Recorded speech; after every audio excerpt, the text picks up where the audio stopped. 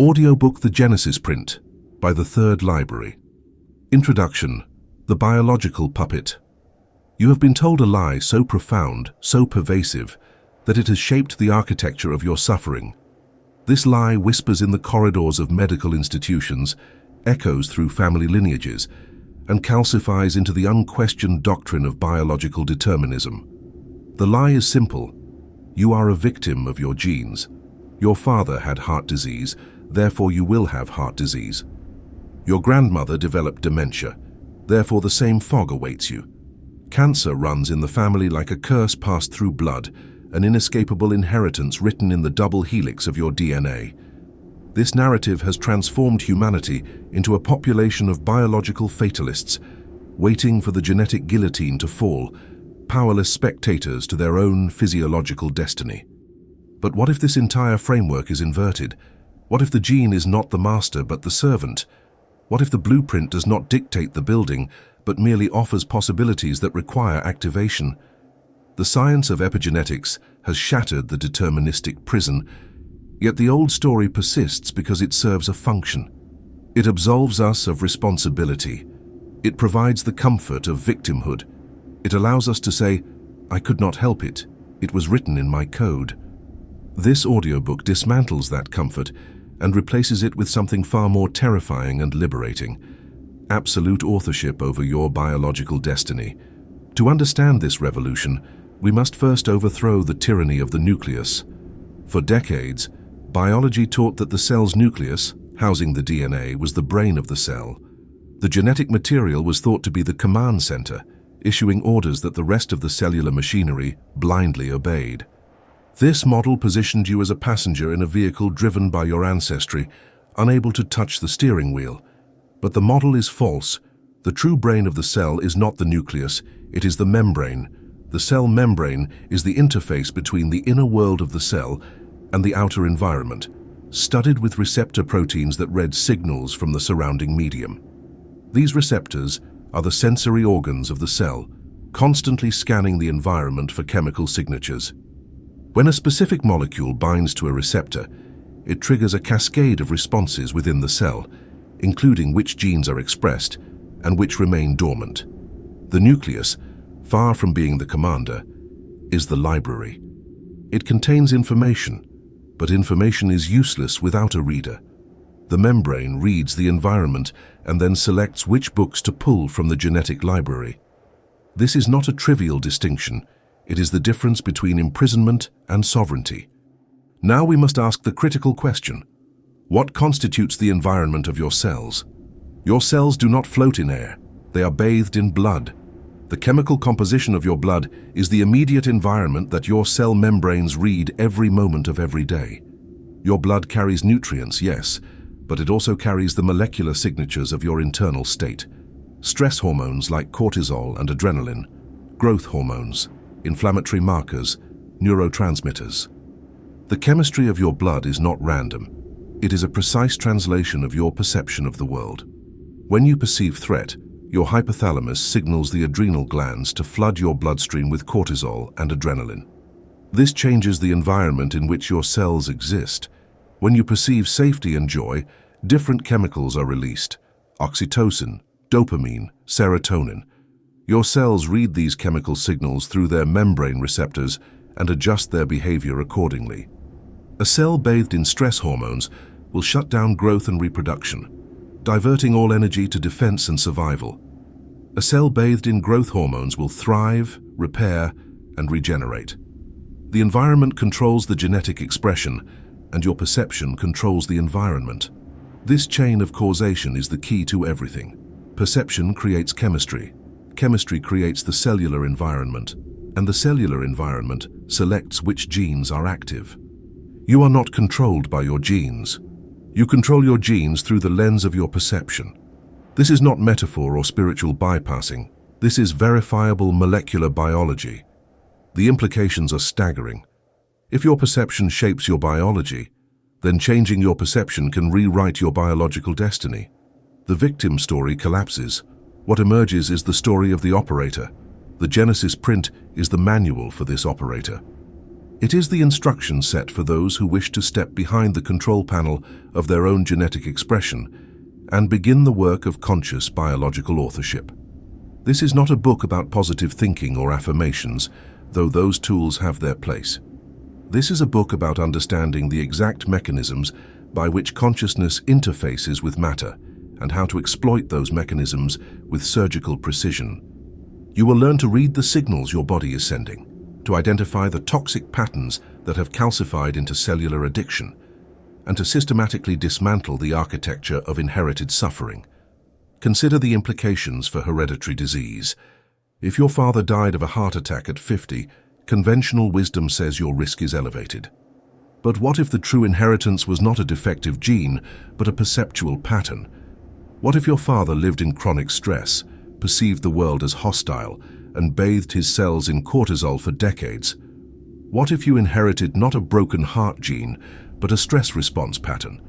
A way of interpreting the world that creates the same chemical environment that destroyed his cardiovascular system. The gene may be present in both of you, but the gene requires activation. The sleeve must be removed from the blueprint before it can be read. This is the promise and the challenge of epigenetics. The promise is that you are not doomed by your lineage. The defective gene can remain dormant if you create a cellular environment that never signals for its expression. The challenge is that you must become ruthlessly honest about the perceptual patterns you have inherited and maintained. You must observe the habitual ways you interpret events, the chronic emotions you marinate in, the stories you tell yourself about who you are and what is possible. These are not just psychological curiosities. They are the environmental signals that control your genetic destiny. The Genesis print is divided into chapters that build upon one another, each revealing a deeper layer of the mechanism. We will begin with the placebo paradox, the most ignored miracle in modern medicine, which proves that belief alone can command the body to manufacture healing chemicals. We will explore its shadow, the nocebo curse, where belief in death creates death. We will trace the exact pathway by which a thought becomes a molecule becomes a cellular environment, and a cellular environment selects genetic expression. We will confront the uncomfortable truth that you may be biologically addicted to your own suffering, and learn the protocol for withdrawal.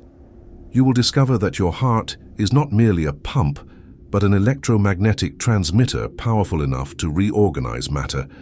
You will learn the technique of rehearsing your new body in the mind until the brain can no longer distinguish between the rehearsal and the reality, triggering the genetic cascades of actual healing. We will study cases of spontaneous remission, not as miracles, but as predictable outcomes when the formula is correctly applied.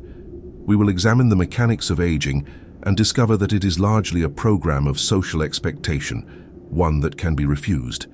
Finally, we will arrive at the state of grace, the psychophysiological condition in which healing becomes the default mode of operation. This state is not reserved for saints or mystics. It is a biochemical configuration accessible to anyone willing to do the work of perception management.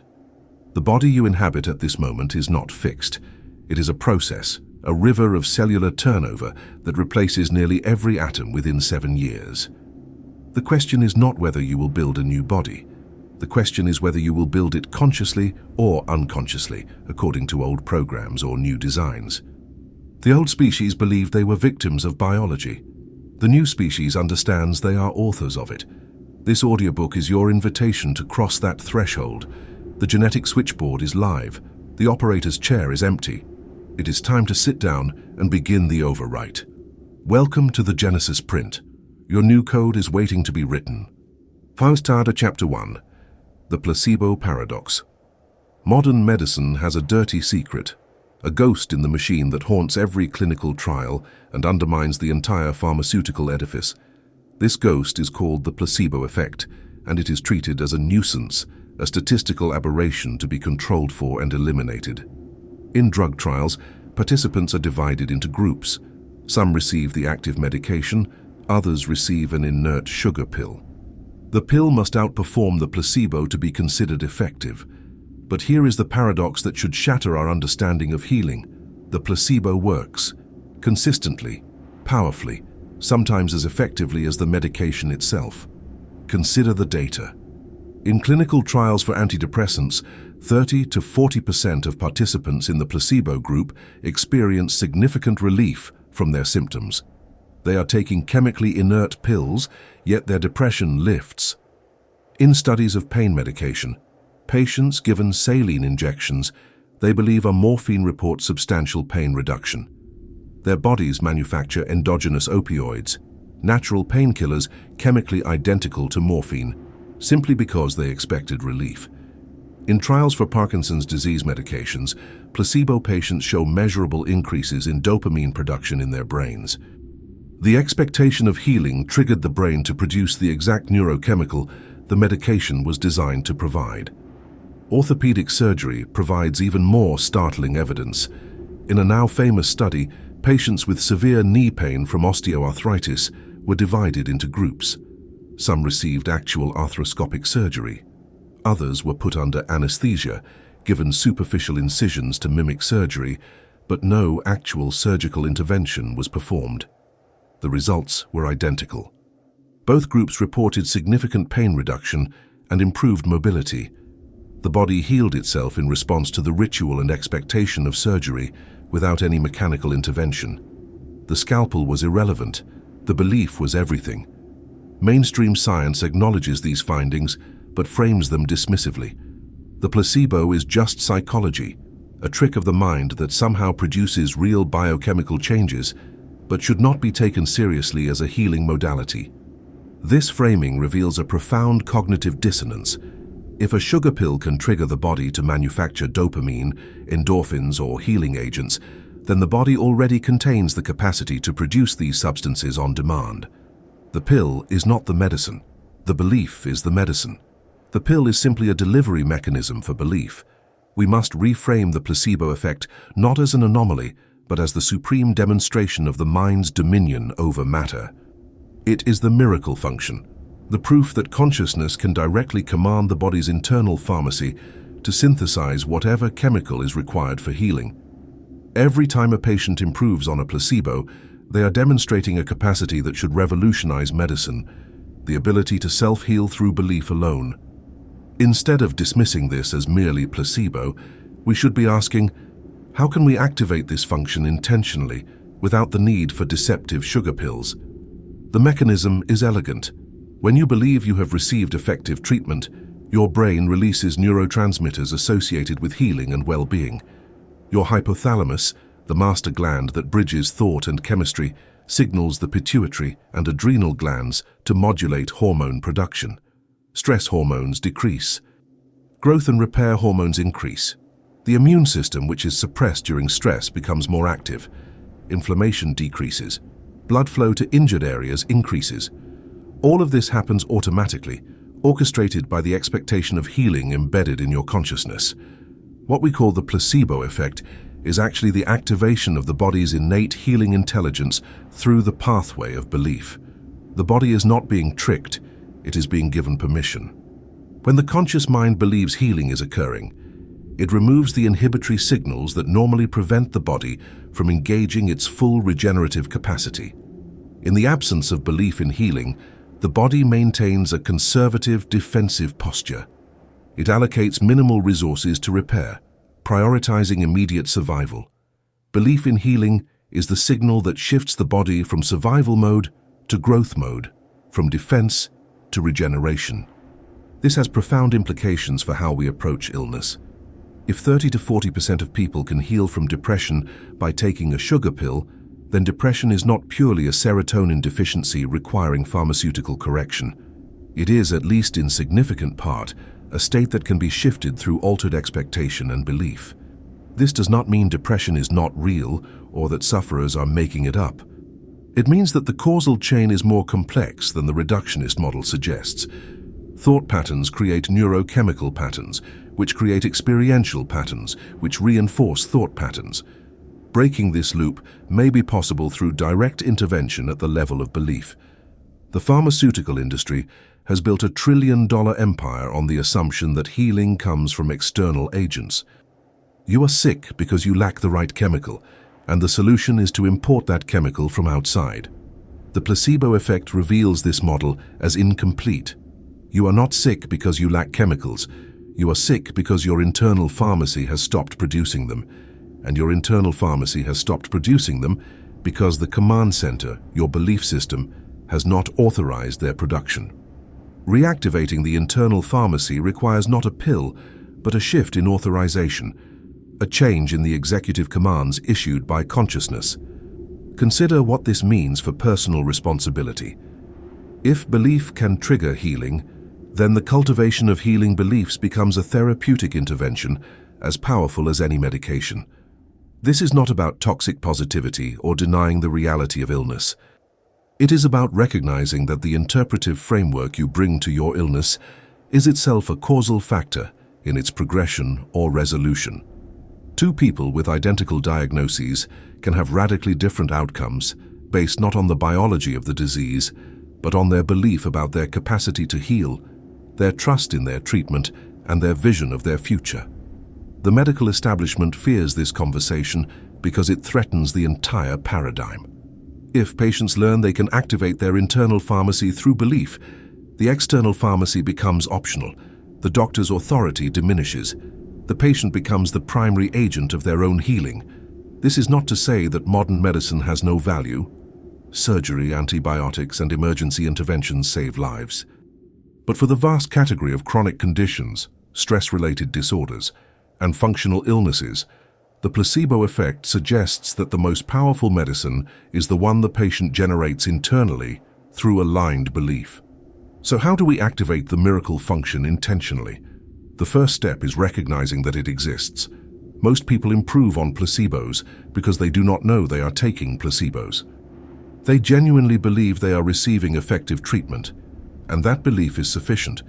But what if you could generate that level of certainty without deception? What if you could cultivate a belief in your body's capacity to heal that was so unshakable, so viscerally real, that it triggered the same cascades as the placebo pill? This requires training. It requires the ability to hold a vision of health so vividly that the brain begins to respond to the vision as if it were current reality. It requires emotional coherence, aligning the feeling of already being healed with the thought of healing. The brain is a prediction machine. It uses past experience to anticipate the future. When you convince the brain that healing has already occurred, it begins to issue the commands appropriate to that state. Growth hormones are released. Repair mechanisms engage. The cellular environment shifts from defensive to regenerative. The placebo paradox is only a paradox if you maintain the outdated belief that mind and body are separate. Once you recognize that they are a unified system, that thought is simply the precursor to chemistry. The paradox dissolves. The placebo is not a trick, it is a tutorial. It is the body teaching you what is possible when belief and biology align. Every placebo response is a small miracle, a demonstration that the kingdom of healing is within you. The question is whether you are willing to step into the role of healer of your own flesh, or whether you will continue to outsource that power to pills and procedures. The evidence is overwhelming. The body can manufacture its own morphine, its own antidepressants, its own anti-inflammatories, its own healing agents. It already contains the full spectrum pharmacy within its own chemistry. What it lacks is not the molecules, but the command to produce them. That command comes from you, from the beliefs you hold about your body's capabilities, from the expectations you carry into each moment. The placebo effect is not the exception, it is the rule. It is the fundamental law of psychosomatic medicine. Belief shapes biology. The miracle function is always available. You need only to authorize its activation. Fight. Chapter 2. The Nocebo Curse. If belief can heal, then belief can also kill. This is the shadow side of the placebo paradox, the dark twin that medical science acknowledges but rarely examines with the rigor it deserves. The nocebo effect is the phenomenon by which negative expectations produce negative outcomes. A patient is told their condition is terminal, and they die within the predicted time frame, even when autopsy reveals the disease was not advanced enough to cause death. A person is informed they are cursed, and they sicken and perish despite no physical agent of harm. The mind, convinced of impending doom, commands the body to fulfill the prophecy. The mechanism is identical to the placebo, only inverted. Where positive belief triggers healing chemistry, negative belief triggers destructive chemistry. When you expect harm, your hypothalamus floods your system with stress hormones. Cortisol and adrenaline surge through your bloodstream, signaling every cell that survival is threatened. In acute situations, this response is adaptive. It mobilizes energy for fight or flight. But when the threat is not a predator but a belief, the stress response becomes chronic. Your cells are bathed continuously in corrosive chemistry, and over time this chemical environment breaks down tissue, suppresses immune function, and accelerates disease. Anthropologists have documented cases of voodoo death, or bone-pointing syndrome in indigenous cultures. A person is cursed by a shaman or elder, pointed at with a bone or told they will die within a specific time frame. The cursed individual begins to sicken immediately. They lose appetite, become lethargic, and deteriorate rapidly, often dying within days or weeks. Western observers initially dismissed these accounts as primitive superstition, but medical investigation revealed a physiological basis. The cursed person dies of what is essentially terminal shock, an overwhelming stress response triggered by the unshakable belief that death is inevitable. The belief activates the sympathetic nervous system to such an extreme degree that the body cannot maintain homeostasis. Heart rate becomes erratic, blood pressure drops, organ function deteriorates. The person dies not from the curse itself, but from their body's response to the belief in the curse. This is not metaphor or mysticism, it is documented medical phenomenon. The belief in death creates the biological cascade that produces death. The mind has commanded the body to shut down, and the body obeys. Modern medicine often functions as a voodoo hex without recognizing itself as such. When a doctor delivers a terminal diagnosis with a specific timeline, you have 6 months to live, they are performing a ritual of cursing with the authority of scientific certainty. The patient, conditioned to trust medical authority, internalizes this prediction as fact. Their subconscious mind, which controls the autonomic functions of the body, begins to orchestrate the shutdown sequence. The patient may die within the predicted time frame, not because the disease was inherently fatal on that schedule, but because the prophecy became a self-fulfilling command. Studies have shown that cancer patients who are told their prognosis in stark, hopeless terms tend to die sooner than those given more ambiguous or hopeful framings, even when the underlying disease burden is similar. The language used by the physician becomes the environmental signal that the patient's cells respond to. Words are not inert. They carry meaning, and meaning translates into chemistry. When a trusted authority figure declares your death sentence, your biology begins to comply.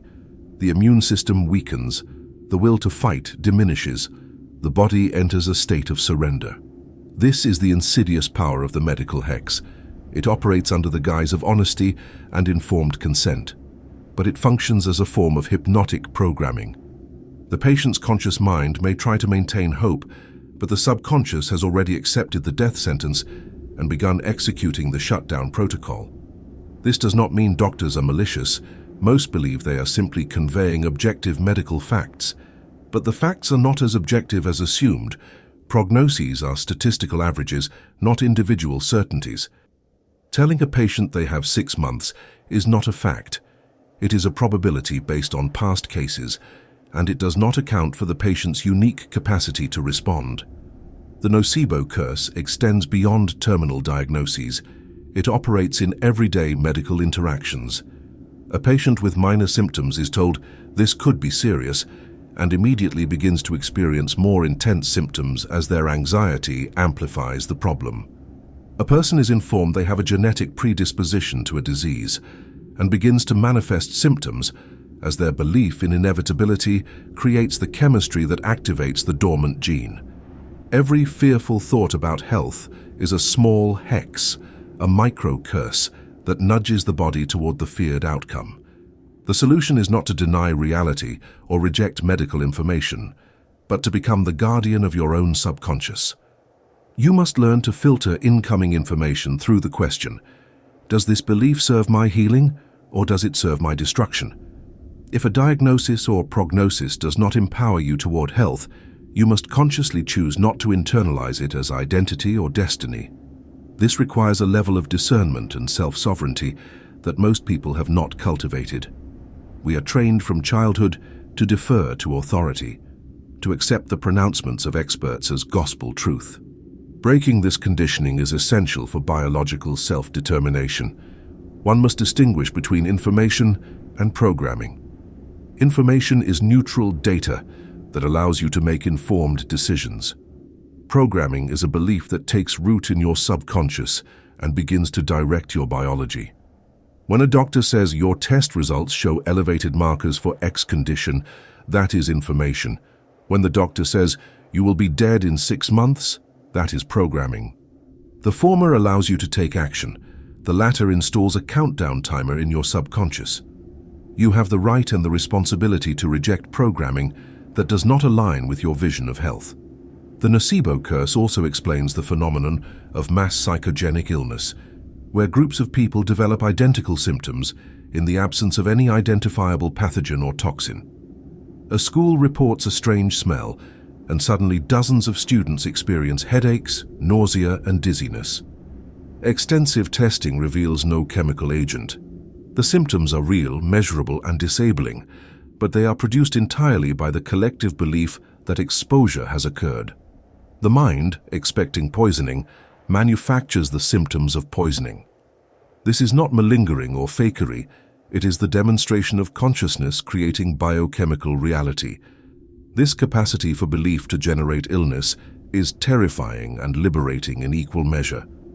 Terrifying because it reveals how vulnerable we are to negative suggestion, how easily a careless word or diagnosis can install a disease process. Liberating because it confirms that the mechanism is bidirectional. If the mind can create illness through negative belief, it can create health through positive belief. The same suggestibility that makes you vulnerable to the curse makes you receptive to the blessing. The machinery of the nocebo is the machinery of the placebo.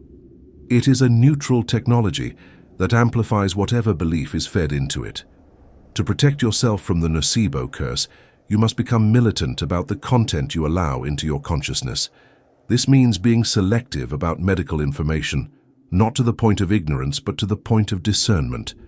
It means recognizing that statistics are probabilities, not certainties, and refusing to accept timelines or outcomes as fixed destiny.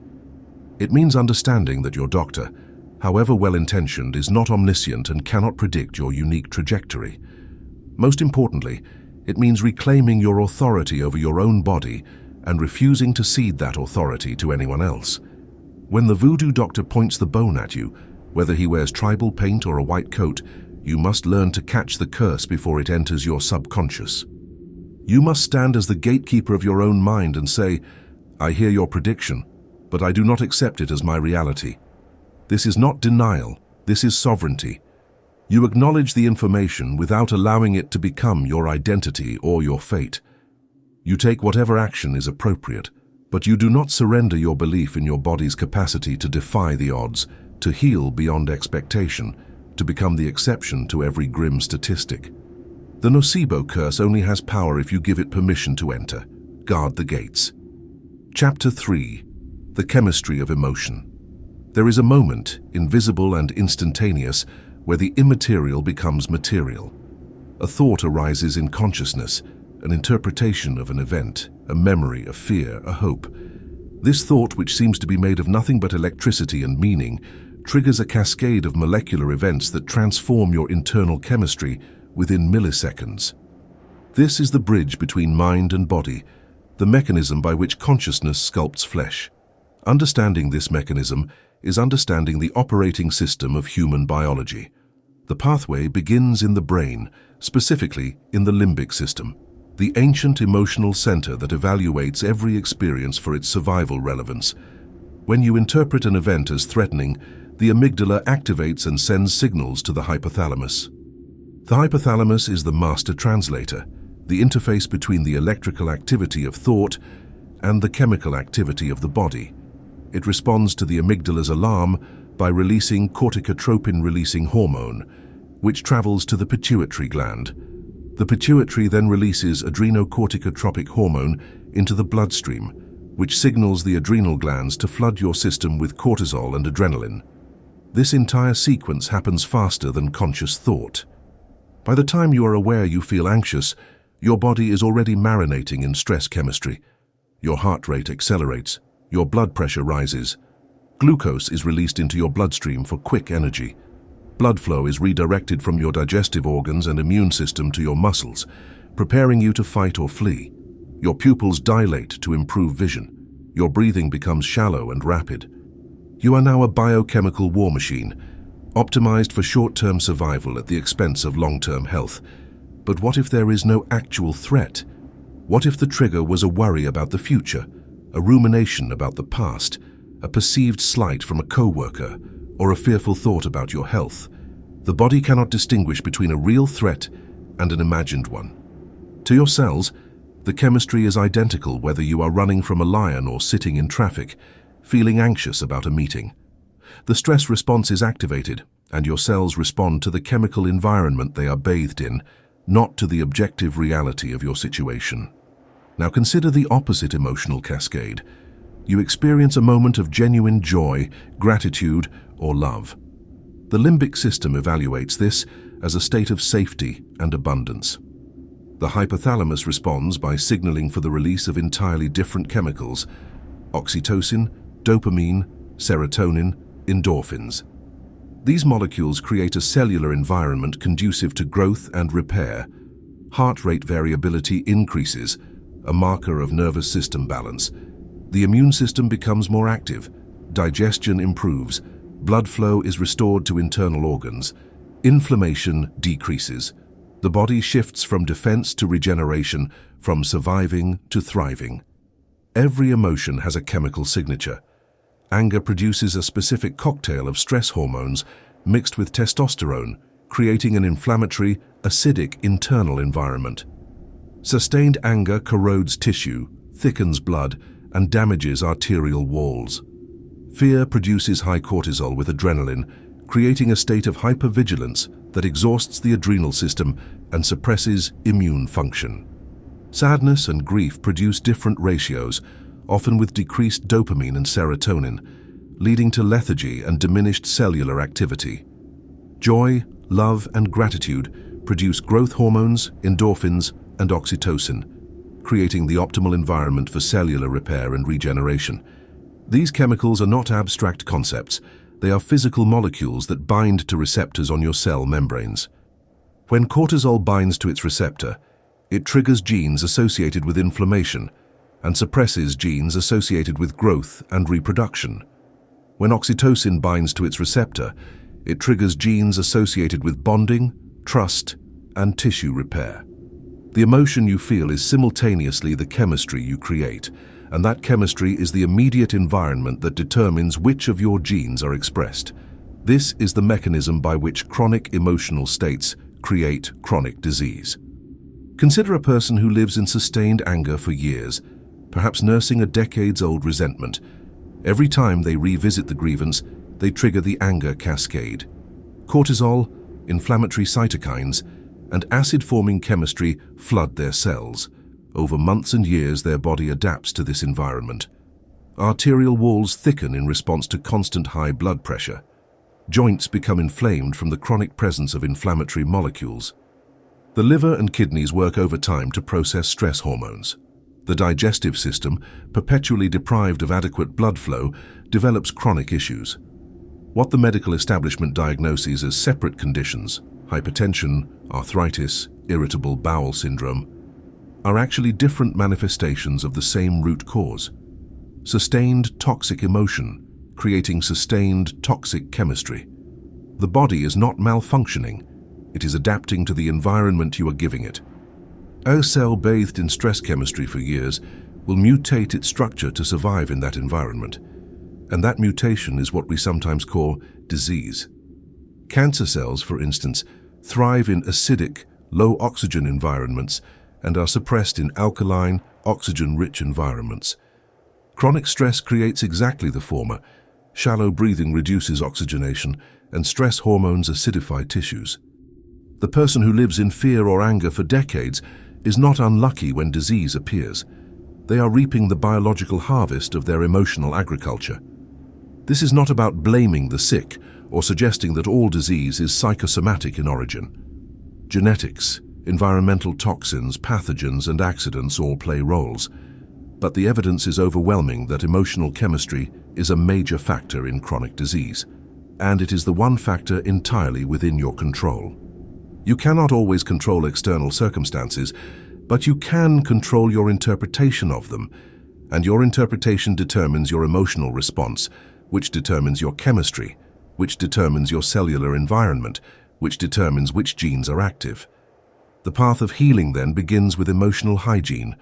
Just as you would not drink contaminated water or breathe toxic air, you must learn not to poison your cells with toxic emotions. This is not spiritual bypassing or toxic positivity. It is recognizing that chronic anger, fear, resentment, and grief are not just psychological burdens, they are chemical assaults on your tissues. You have the right to feel every emotion that arises, but you do not have the luxury of sustaining destructive emotional states if you wish your body to thrive.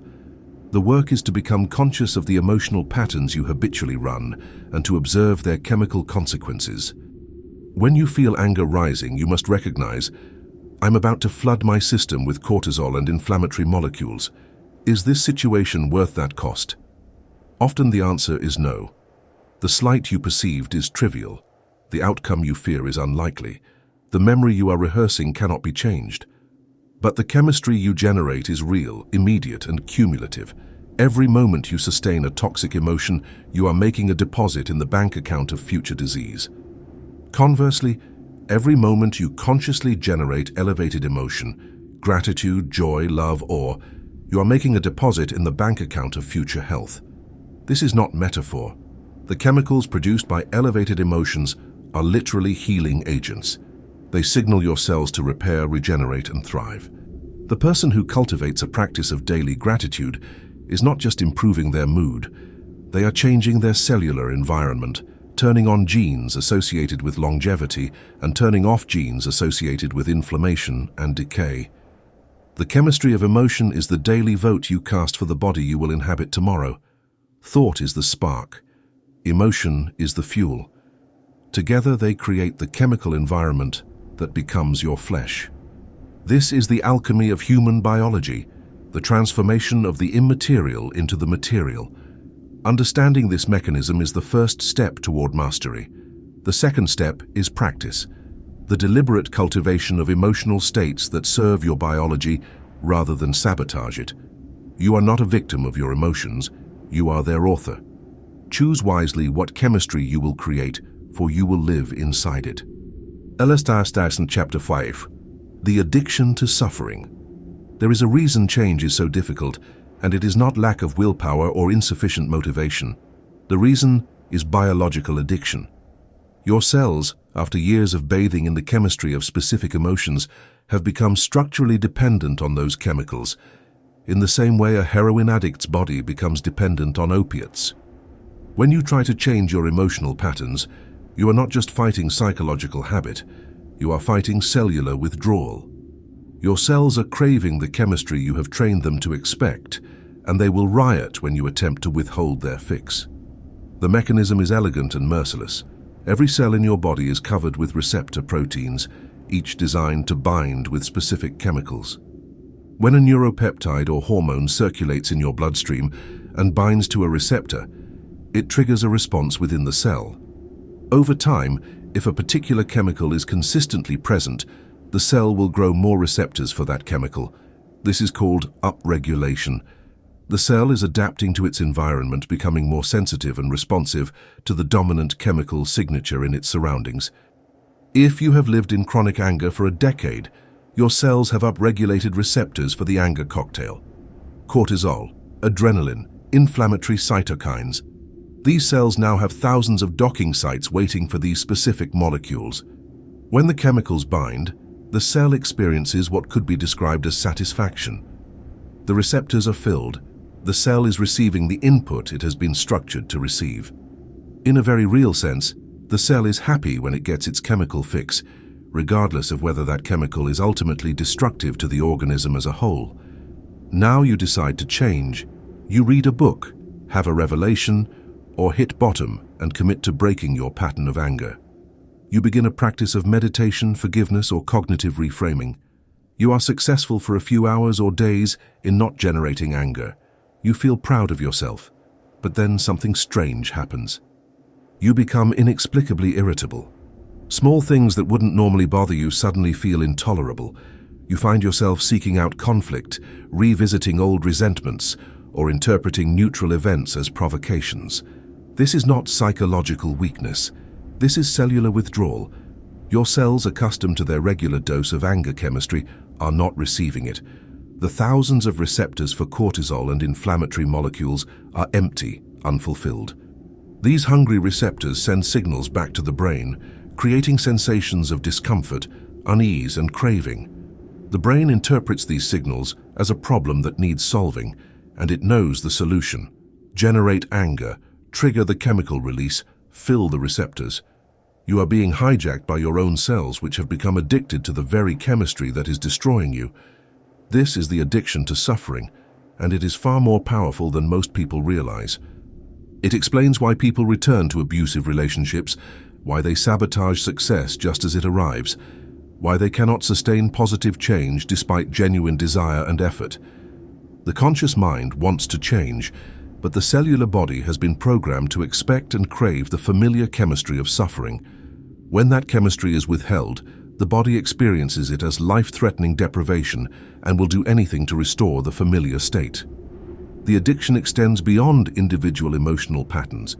You can be addicted to anxiety, to depression, to victimhood, to drama, to any emotional state you have sustained long enough for your cells to structurally adapt to its chemistry. The person who says, "I just can't seem to stay happy for long," is not revealing a character flaw. They are describing cellular addiction. Their cells have few receptors for the chemistry of happiness and many receptors for the chemistry of discontent. Happiness feels foreign, unstable, even threatening to their biology. Suffering feels like home. Consider the person raised in a chaotic, traumatic environment. Their developing nervous system adapted to constant stress, their cells upregulated receptors for cortisol and adrenaline, and their identity formed around the familiar chemistry of fear and hypervigilance. As an adult, even when they enter safe, stable circumstances, they feel uncomfortable. The absence of drama registers as wrongness. Unconsciously, they create conflict, imagine threats, or seek out situations that reproduce the familiar stress chemistry. They are not self-destructive by nature. They are chemically addicted to the environment that shaped them. Breaking this addiction requires understanding that you will go through withdrawal. When you refuse to generate your familiar emotional chemistry, your cells will scream for it. You will experience cravings, physical discomfort, emotional turbulence, and an overwhelming urge to return to the old pattern. This is not failure. This is the expected biological response to chemical deprivation. The key is to recognize it for what it is and refuse to give in. The cells are not you. They are simply protesting the loss of their familiar chemical bath. The withdrawal period varies depending on how deeply entrenched the addiction is, but cellular receptors can be downregulated. If you consistently withhold the familiar chemistry and instead generate new emotional states, your cells will eventually begin to dismantle the old receptors and build new ones for the new chemistry. This process takes weeks to months of consistent effort.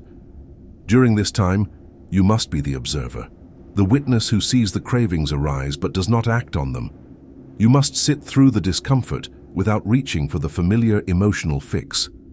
This is the spiritual practice that every tradition points toward, though they use different language. Buddhism calls it sitting with the craving. Christianity calls it dying to the old self. Psychology calls it distress tolerance. Neurologically, it is the process of starving old receptor sites and building new ones. You are literally restructuring your cellular body to expect and thrive on a different chemistry.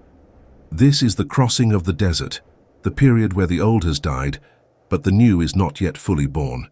It is the most vulnerable time, the place where most people turn back.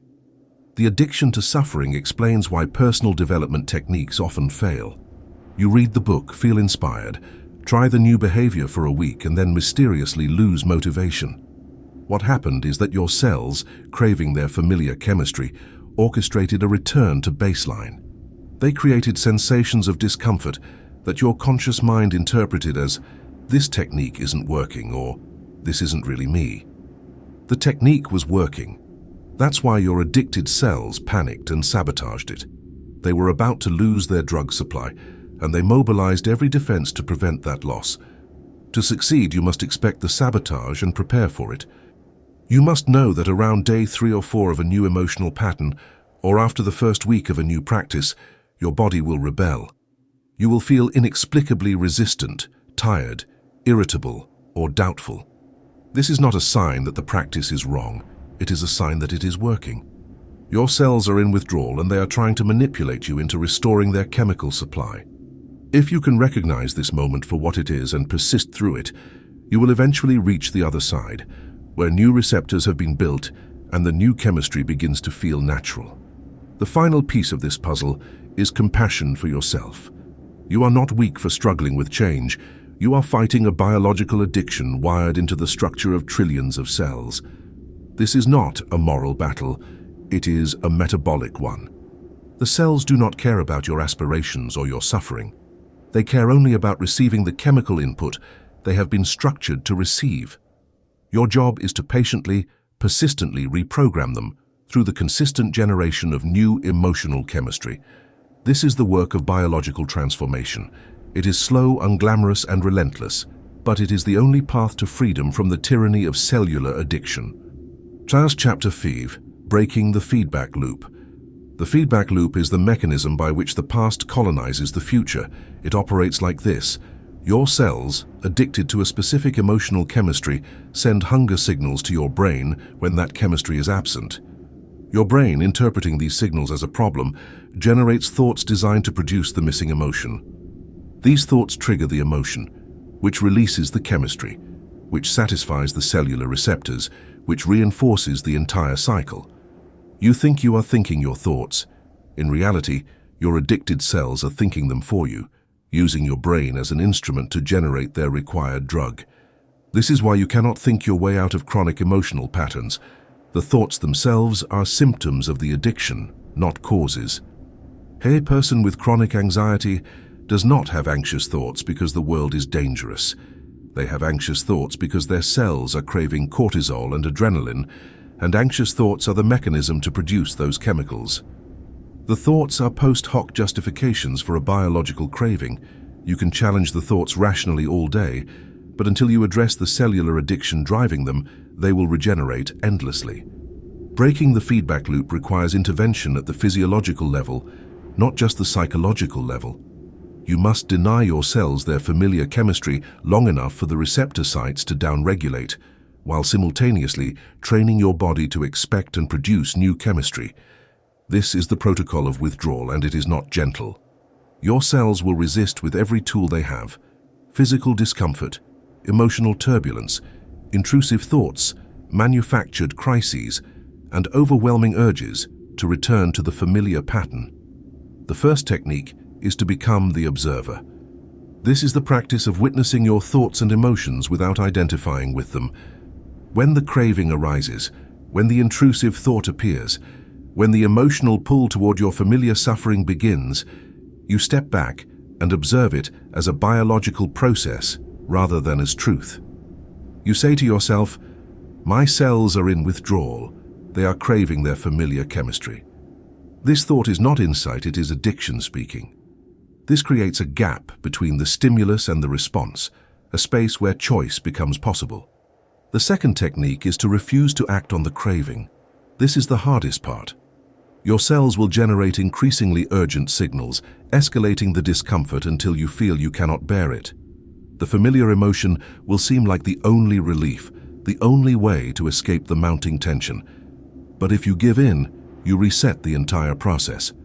The cells get their fix, the receptors are reinforced, and you are back at square one. You must sit through the withdrawal tremors without reaching for the familiar chemical relief. This sitting is not passive. It is active non-doing, the practice of remaining present with discomfort without collapsing into it or acting to escape it. Meditation traditions have refined techniques for this, but the core principle is simple. Allow the sensation to be present without feeding it with thought or action. The craving will arise, peak, and eventually subside if you do not reinforce it. Each time you successfully allow a craving to pass without acting on it, you weaken the feedback loop. The cells learn that their signals do not always produce the desired result. The third technique is to actively generate new chemistry. You cannot leave a vacuum. Nature abhors emptiness. If you are withdrawing from anger chemistry, you must fill that space with the chemistry of something else, ideally, something incompatible with anger. Gratitude is the most powerful counter-chemical. It is neurologically impossible to be in a state of genuine gratitude and a state of stress simultaneously. The two states produce opposite chemistry.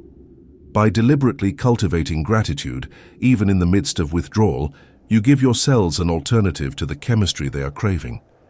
This is not about pretending everything is fine or engaging in spiritual bypassing. This is about recognizing that emotional states are chemical states, and you have some degree of voluntary control over which chemicals you produce. The practice is to pause multiple times per day and deliberately generate elevated emotion, gratitude, joy, or love. You do this not because you feel it spontaneously, but as a deliberate exercise in neurochemical production. You are training your body to produce and expect different chemistry. The fourth technique is somatic intervention. Breathwork, movement, and physical practices can interrupt the feedback loop by directly modulating the nervous system. The stress response activates the sympathetic nervous system. Controlled breathing activates the parasympathetic nervous system, which produces calming chemistry. Box breathing, alternate nostril breathing, or extended exhales all shift the body out of stress mode and into rest and repair mode. You are using the body to influence the mind, rather than trying to use the mind to influence the body, which is often ineffective when the cells are in revolt. The fifth technique is to starve the story. Every chronic emotional pattern has a narrative that sustains it. The angry person has a story about how they were wronged.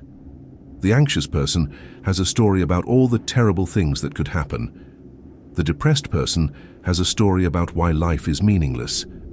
These stories are not neutral descriptions of reality. They are chemical factories.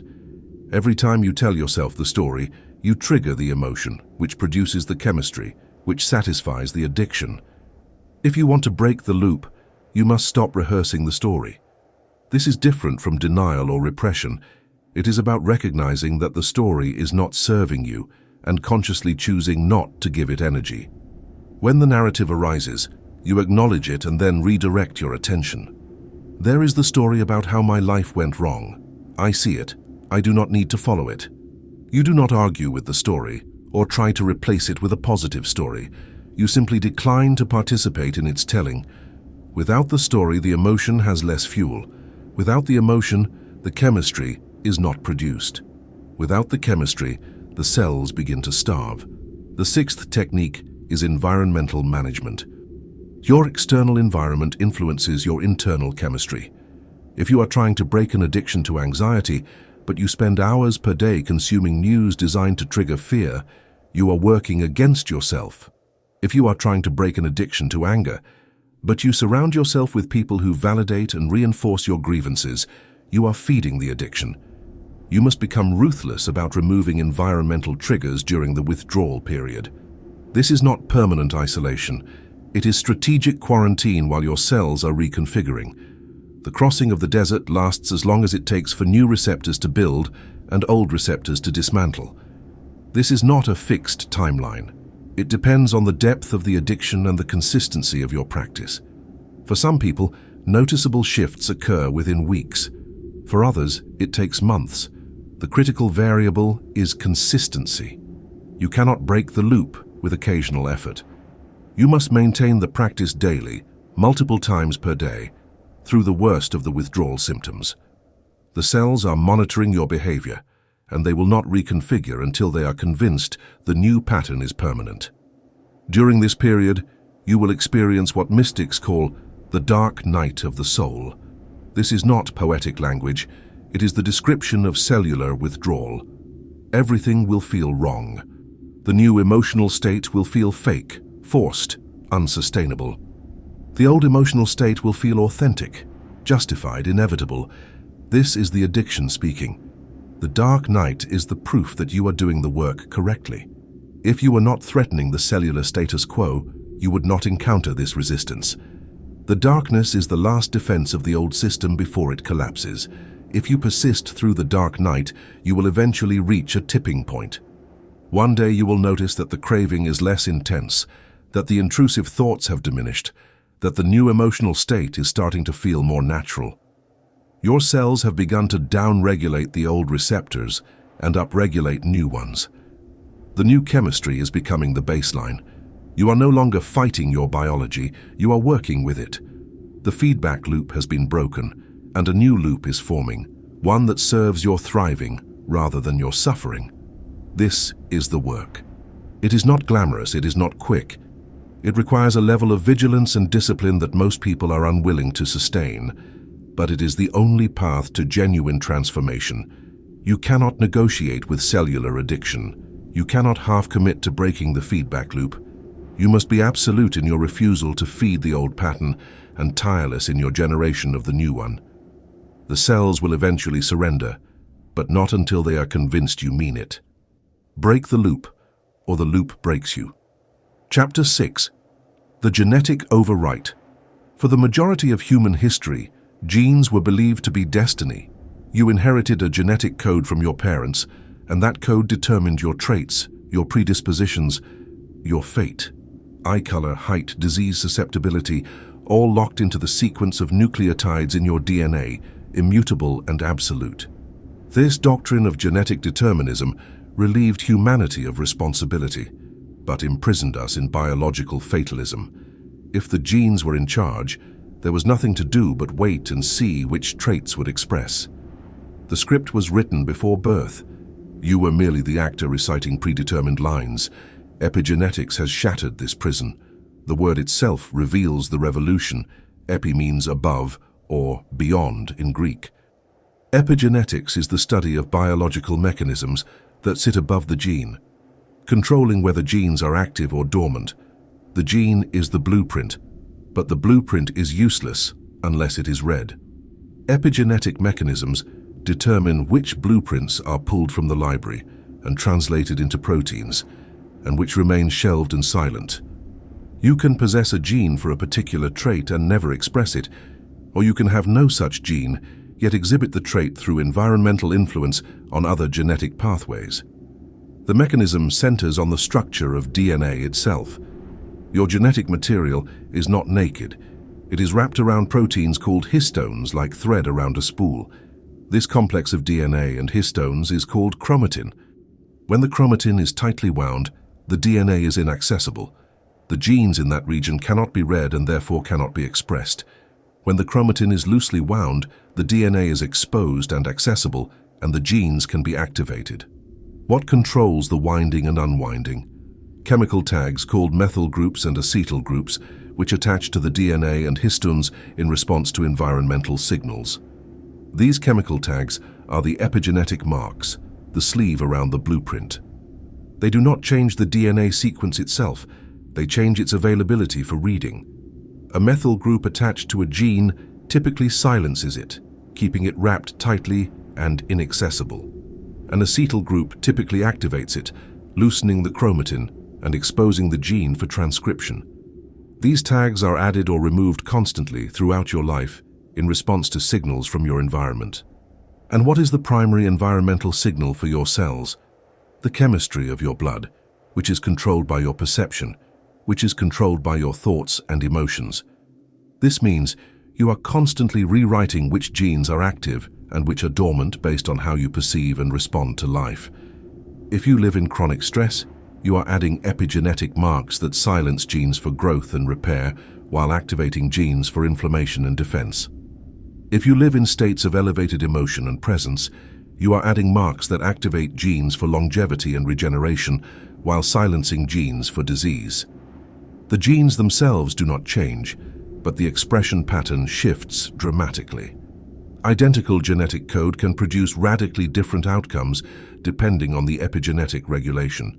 Consider the case of identical twins who share the exact same DNA sequence. If genes were absolute destiny, identical twins should have identical health outcomes, identical personalities, identical life trajectories, but they do not. One twin may develop diabetes while the other remains healthy. One may be anxious and depressed while the other is resilient and optimistic. One may age rapidly while the other maintains vitality. The difference is not genetic, it is epigenetic. Their life experiences, perceptual patterns, emotional habits, and environmental exposures have created different epigenetic marks on the same genetic code, activating different sets of genes and producing different biological outcomes. This has profound implications for hereditary disease. You may inherit a gene mutation associated with increased cancer risk, but that mutation is not a guarantee of cancer. The gene must be expressed, the sleeve must be removed, for the mutation to manifest as disease. What removes the sleeve? Environmental signals, primarily the chronic chemistry produced by stress, inflammation, and toxic emotional states. If you never create the cellular environment that signals for that gene's expression, the mutation remains dormant, a potential that never actualizes. You carry the gun, but never load it.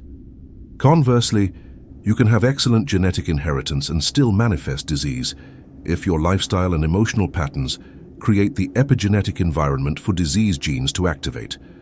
The person with no family history of heart disease can develop it through years of stress, poor diet, and sedentary living, which add epigenetic marks that activate inflammatory and atherosclerotic pathways. The genes were always there. Everyone has genes capable of producing disease under the right circumstances, but they were dormant until the environment signaled for their activation. The key variable in this system is the signal. Epigenetic marks are not random.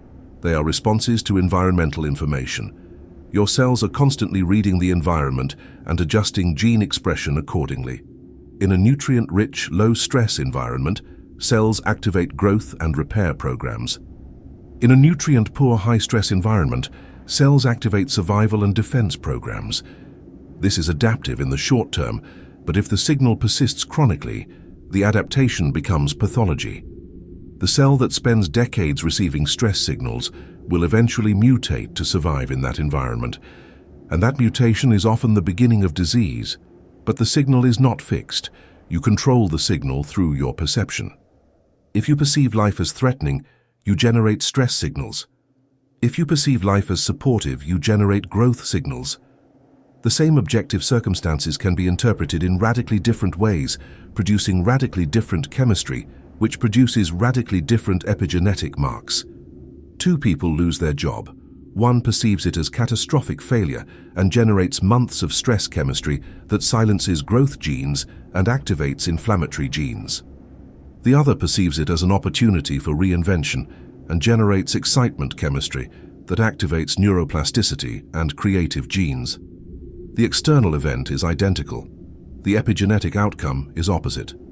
This is the genetic overwrite, the deliberate use of perception management to control the environmental signals that regulate gene expression. You cannot change your DNA sequence, but you can change which parts of that sequence are active.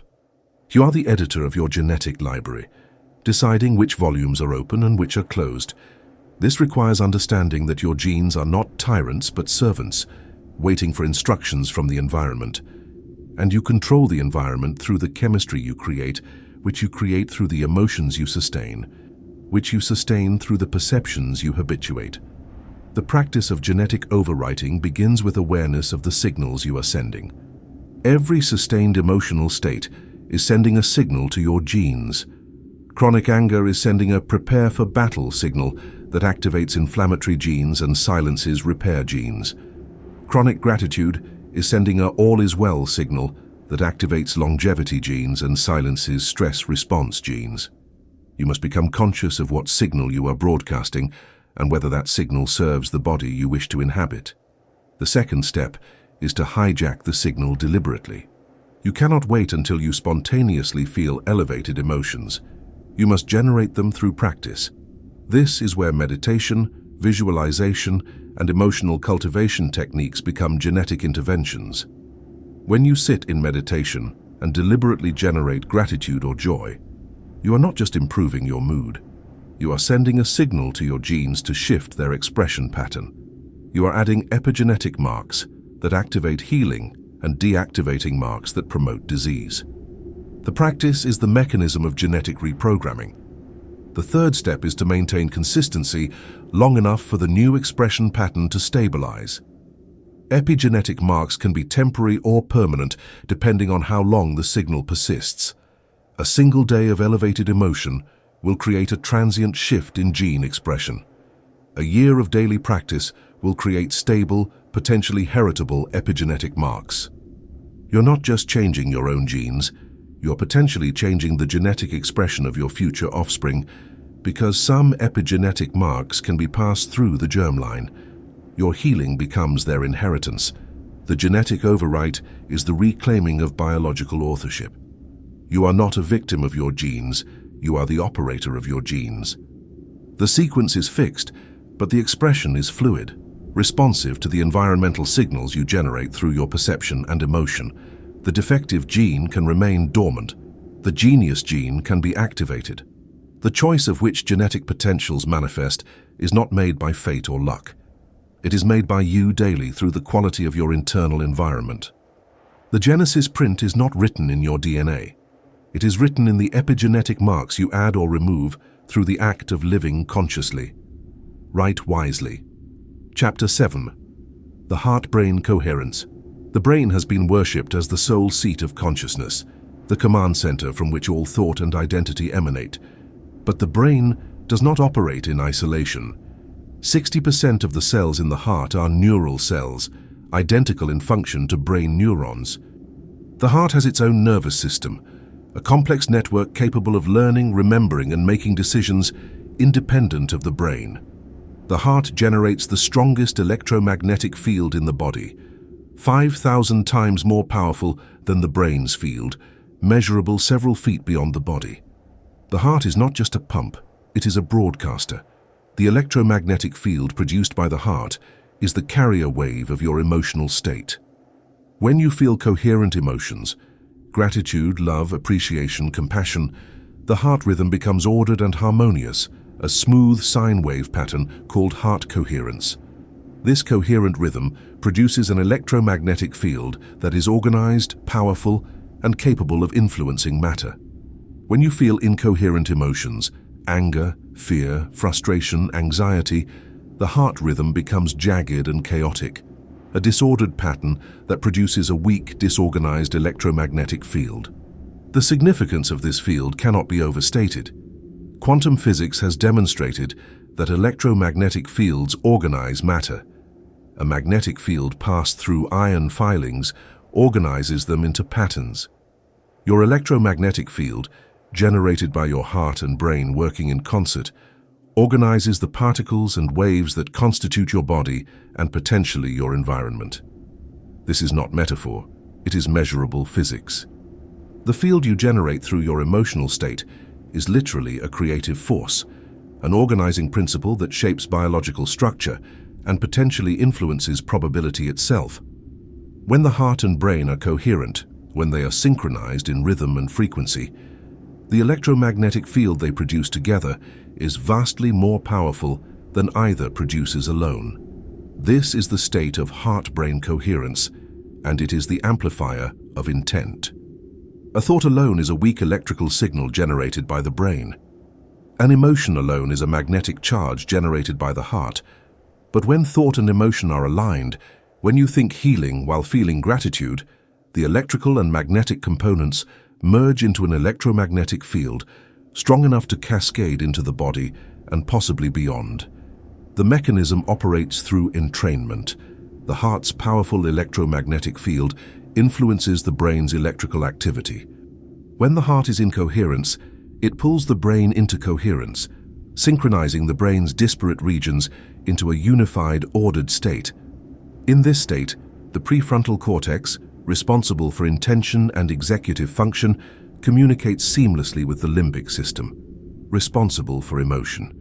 Intention and emotion merge into a single broadcast.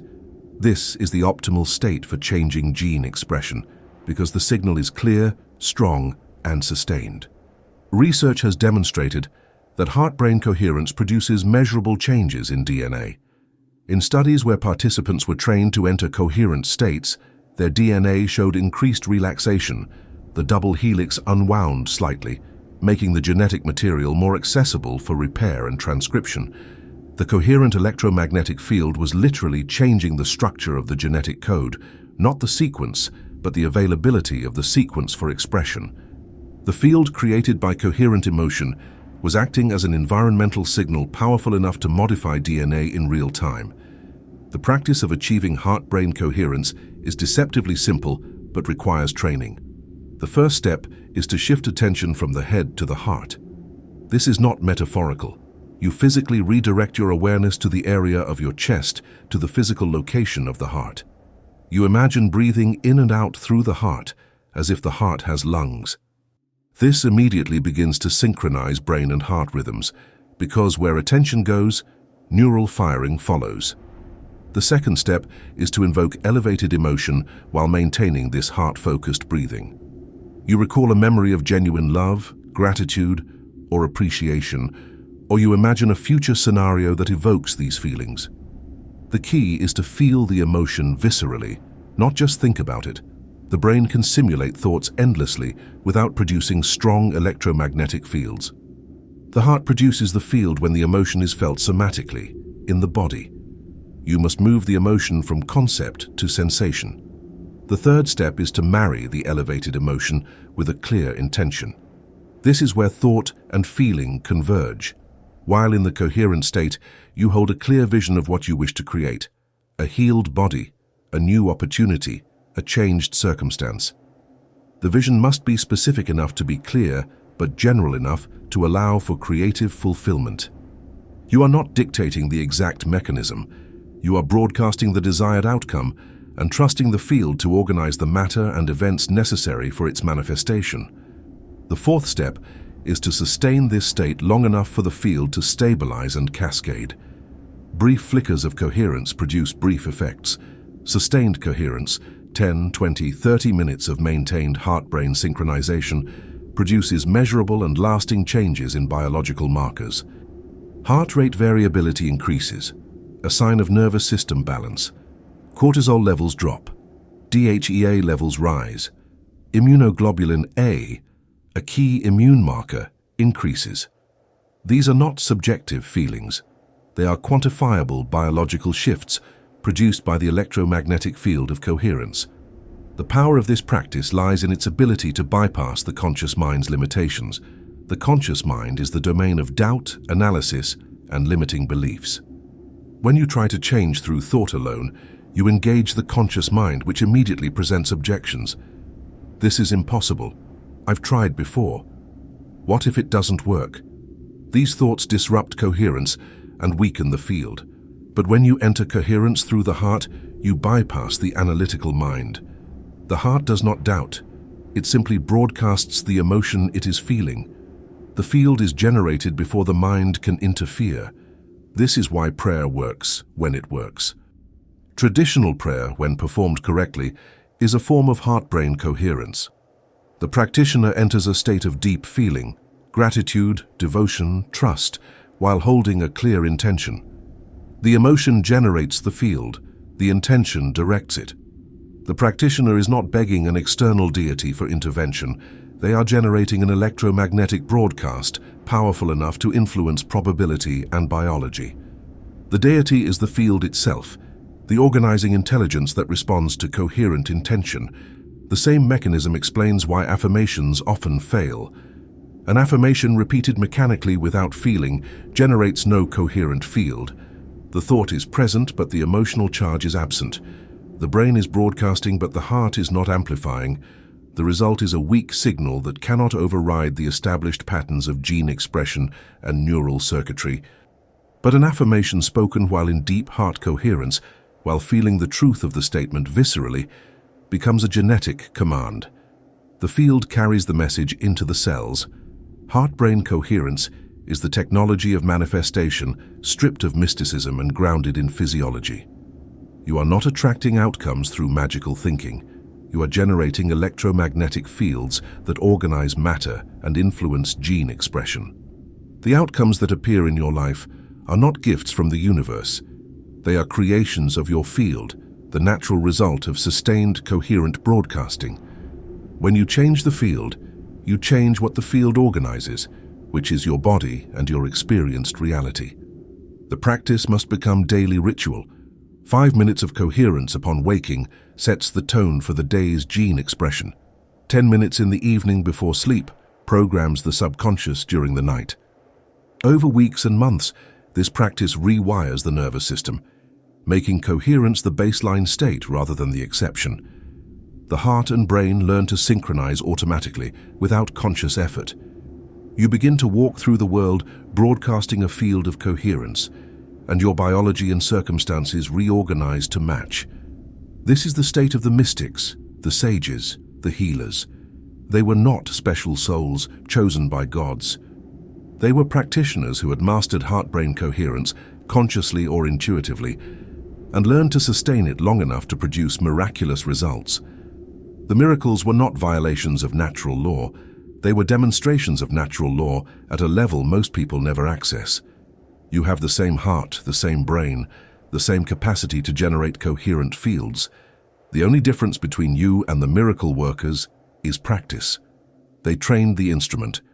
You have not yet. Begin now. The field is waiting to be coherently aligned and powerfully broadcast. Chapter 8. The Rehearsal of the New Body.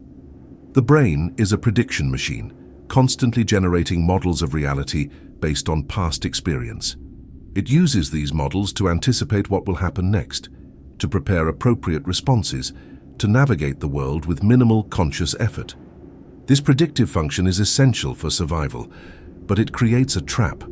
The brain becomes locked into predicting futures based on the patterns of the past. If you have always been sick, the brain predicts continued sickness. If you have always been limited, the brain predicts continued limitation. The future becomes a repetition of the past because the brain cannot imagine alternatives with sufficient clarity to override its established predictions. But the brain has a vulnerability that can be exploited for transformation. It cannot reliably distinguish between an event that is actually occurring and an event that is vividly imagined. Functional MRI studies reveal that the same neural networks activate when you physically perform an action and when you mentally rehearse it with focused attention. A pianist imagining playing a piece activates the motor cortex regions associated with finger movements. An athlete visualizing a perfect performance activates the same neural pathways as the actual performance. The brain treats the imagined event as real, releasing the same neurochemicals and forming the same neural connections. This neural equivalence between reality and vivid imagination is the foundation of mental rehearsal, and it is the mechanism by which you can change your biology without waiting for external circumstances to change first. If your current body is sick and your current life is limited, your brain has built a strong neural model predicting that tomorrow you will also be sick and limited. This prediction becomes self-fulfilling because the brain signals the body to behave consistently with the prediction. But if you can create a mental rehearsal vivid enough, sustained enough, and emotionally charged enough, you can build a competing neural model, one that predicts health and possibility.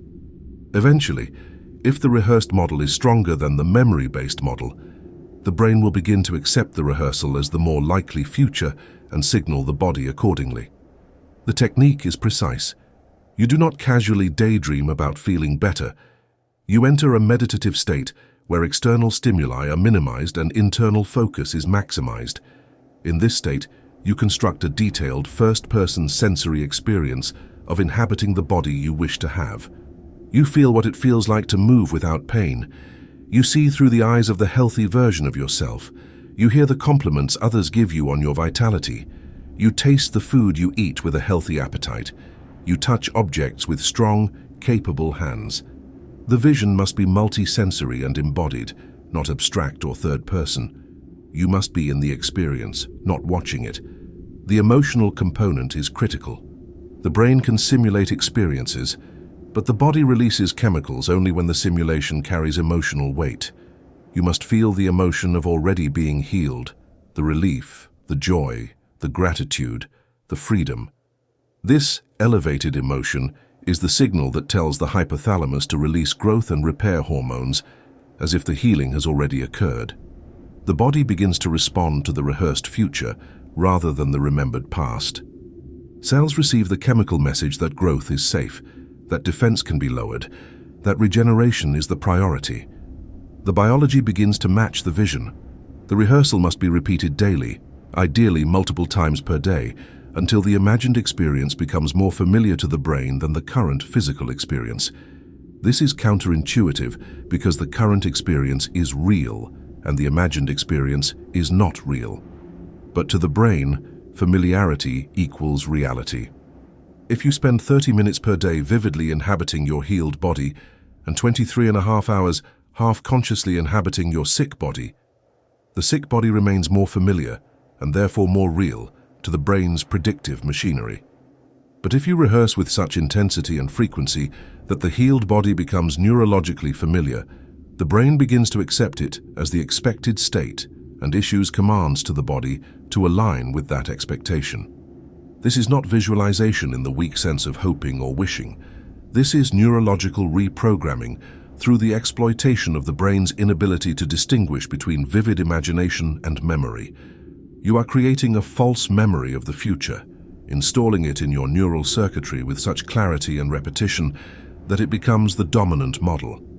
The brain, encountering this model, begins to issue genetic commands, hormonal signals, and immune instructions consistent with the model.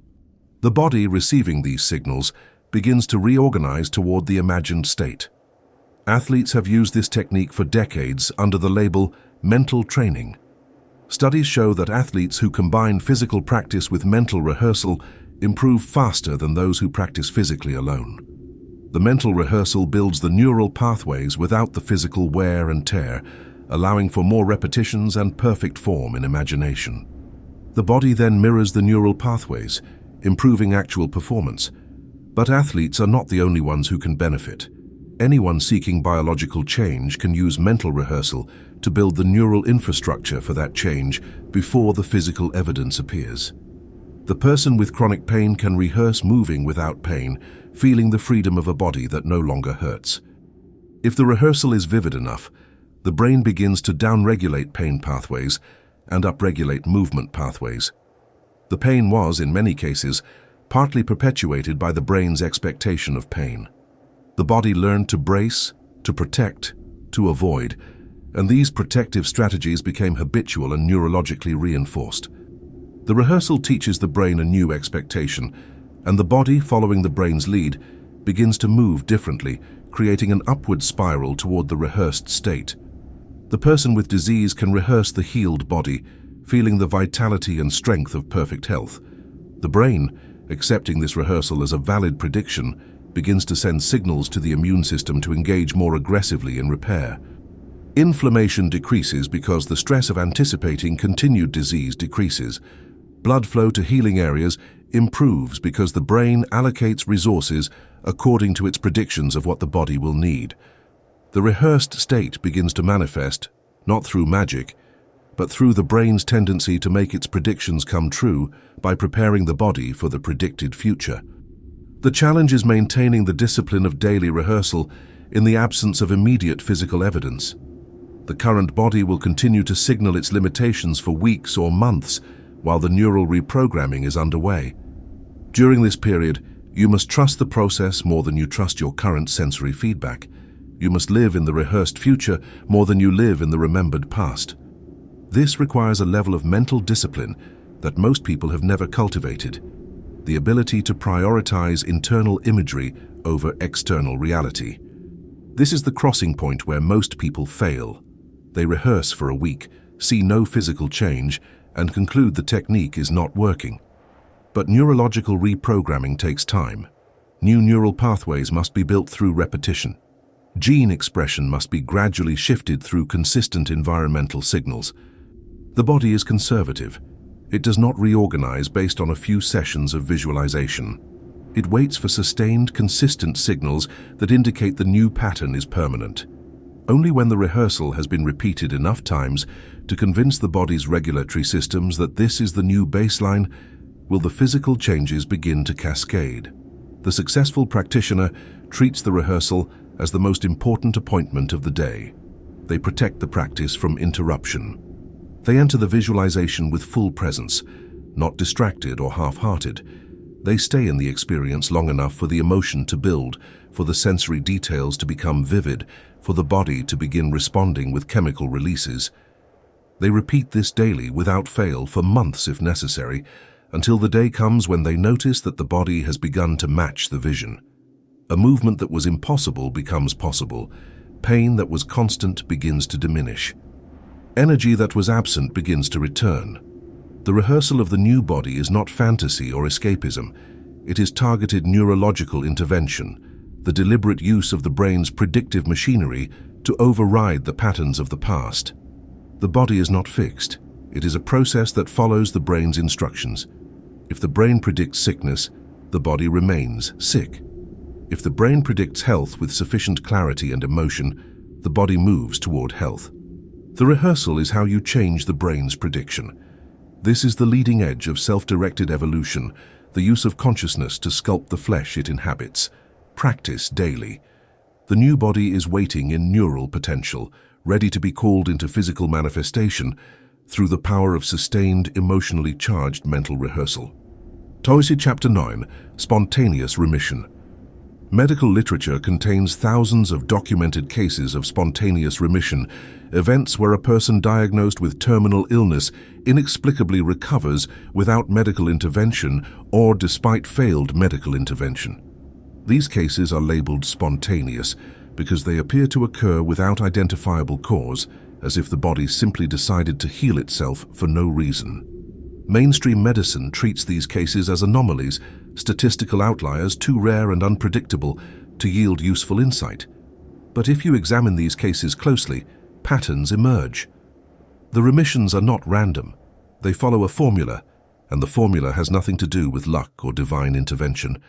It has to do with radical shifts in identity. In nearly every documented case of spontaneous remission from terminal illness, the patient underwent a profound psychological transformation in the period preceding the remission. They did not just change their diet or start exercising, though some did those things. They changed who they were. They released long-held grudges. They severed toxic relationships. They quit jobs that were killing them spiritually. They forgave themselves and others. They rediscovered joy, purpose, and meaning. Most importantly, they stopped identifying as the cancer patient or the sick person and became someone else entirely.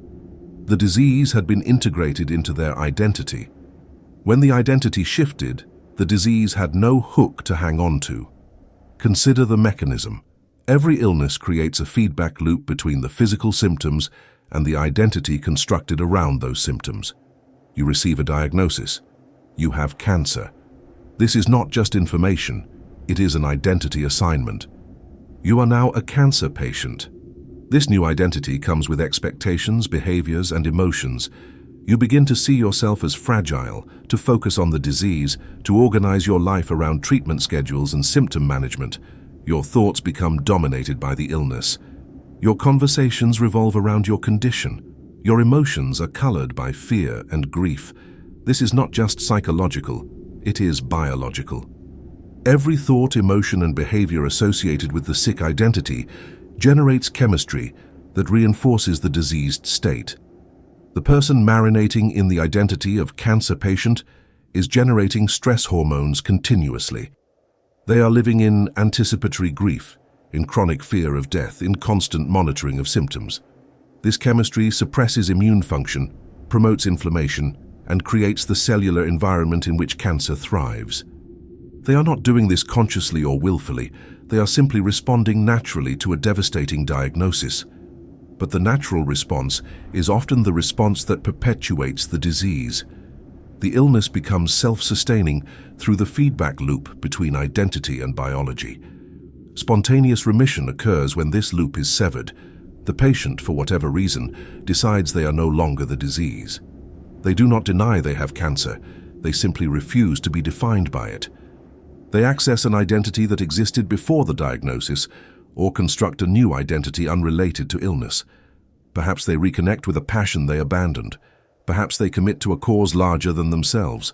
Perhaps they fall in love or reconcile with estranged family. Whatever the catalyst, they step out of the sick identity and into a different mode of being. In that moment, the biological feedback loop is interrupted. The shift in identity produces an immediate shift in chemistry. The chronic stress dissolves because they are no longer identifying with the threat. The emotions change from fear and grief to hope and engagement. The body, reading this new chemical environment, receives a signal that defense is no longer the priority, that growth and repair can resume.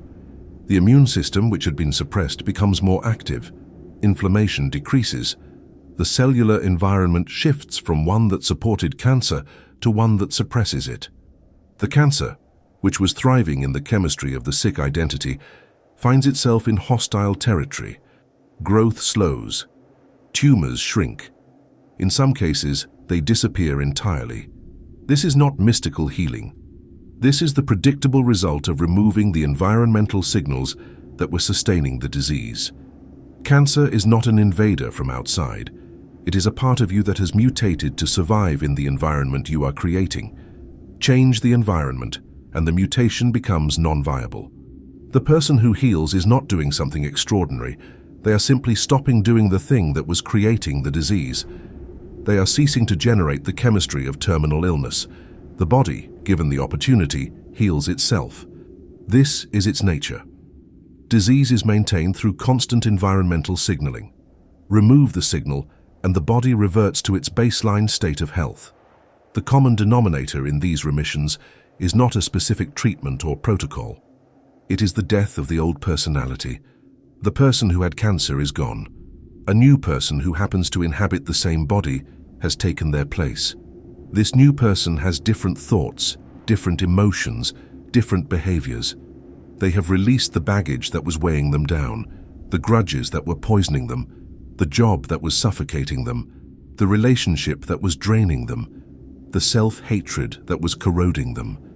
All of it is dropped, sometimes because the proximity of death grants permission to release what could never be released before. They have nothing left to lose, so they become free. And in that freedom, the body finds space to heal. This is the hardest teaching to accept because it implies responsibility. If you can heal by changing your identity, then your current identity may be sustaining your illness.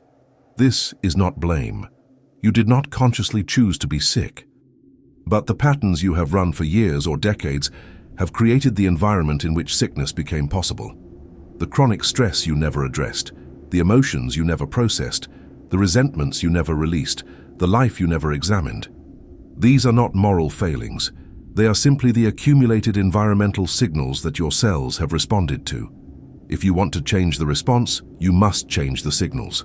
To heal the body, you must kill the old personality. This is not metaphorical death. It is actual psychological transformation. You must identify every aspect of your identity that is entangled with the disease and consciously sever it. You must stop telling the story of how you got sick. You must stop researching your condition obsessively. You must stop joining support groups where everyone reinforces the sick identity. You must stop checking symptoms constantly. All of these behaviors, however understandable, are maintaining the feedback loop. They keep you identified as the sick person. And as long as that identity remains, the body will continue to produce chemistry consistent with that identity. The new identity must be constructed consciously. Who are you if you are not the disease? What would you do, think, feel, and become if you were already healed? You must begin to inhabit that identity now, before the physical evidence appears. This is the act of faith that every religion points toward, though they use different language. Faith is not belief without evidence. Faith is living according to a reality that has not yet manifested, trusting that by inhabiting the new identity, you will create the biological and circumstantial conditions for it to manifest. You become the healed person first in consciousness, and the body follows. The process is uncomfortable because you will be play-acting at first. The healed identity feels fake because it does not match your current physical experience. You feel like a fraud pretending to be well when you are sick. But this discomfort is the necessary transition. The body is the trailing edge of consciousness. It takes time for biology to catch up with identity shifts. You must hold the new identity consistently, without wavering, long enough for the body to reorganize. This requires courage because you are rejecting the validation and sympathy that comes with the sick identity. You are stepping away from the community of fellow sufferers. You are releasing the excuse the illness provided for why your life was not working. You are choosing an uncertain future over a certain story. Spontaneous remission is not a miracle granted to the lucky few. It is the predictable outcome of a specific process, the radical shift in identity that removes the environmental signals sustaining disease. The person who heals is not special. They simply did the work of becoming someone else, someone whose chemistry is incompatible with the disease they once had. You have the same capacity. The question is whether you are willing to die to who you have been in order to be born into who you need to become. The old self must go. The new self is waiting. The body will follow once the identity leads. Choose who you will be and become it so completely that the disease has no one left to afflict. Serie 2, Chapter X, Immortal Cells. Aging is presented as inevitable, a biological clock ticking down from the moment of birth toward the certainty of death. Hair grays, skin wrinkles, joints stiffen, organs decline, and the narrative goes that this is simply nature's course, the price of living. But the truth is more complex and more hopeful. Aging is not a single fixed process. It is a collection of processes, many of which are influenced by perception, emotion, and social expectation. You age not just because time passes, but because you believe you must age, because you live according to the collective agreement about what aging means, and because the stress of that belief accelerates the biological mechanisms of decay.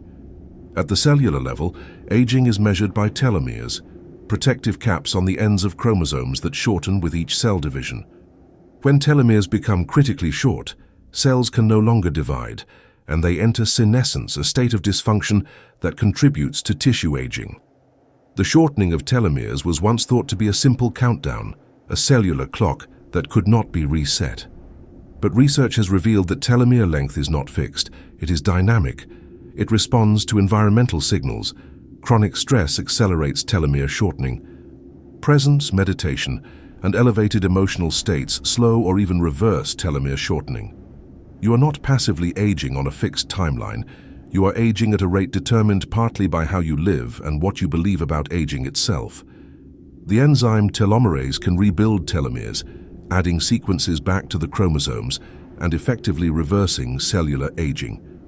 Telomerase is not active in most adult cells, but it can be upregulated under certain conditions.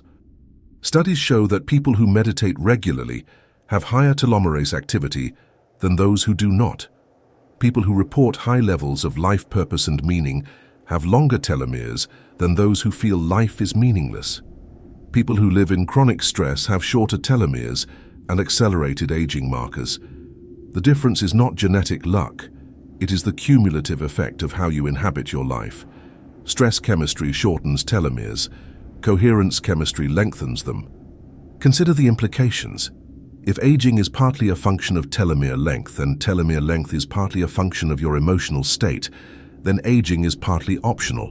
This does not mean you can live forever through positive thinking, but it means the rate at which you age is not fixed. Two people born on the same day can have radically different biological ages 20 years later, based on how they have lived emotionally and perceptually. The person who has spent those years in chronic stress, anxiety, and resentment will show markers of advanced aging. Shorter telomeres, higher inflammation, decreased immune function, diminished organ capacity. The person who has spent those years in presence, gratitude, and purpose will show markers of slower aging, longer telomeres, lower inflammation, robust immune function, maintained organ capacity. But beyond the cellular mechanisms, there is a larger force governing aging: social expectation. We live in a culture with deeply entrenched beliefs about what aging means. At 30, you are young. At 50, you are middle-aged. At 70, you are old. At 80, you are ancient. These are not biological facts, they are cultural constructs, but they function as epigenetic signals because you internalize them and your body responds to your beliefs. If you believe that 70 means frail, forgetful, and finished, your body will begin to manifest those traits around that age. You are fulfilling a prophecy, not succumbing to biology. There are cultures where the elderly remain vibrant, active, and mentally sharp into their 80s and 90s. These cultures do not have magic genetics, they have different social expectations.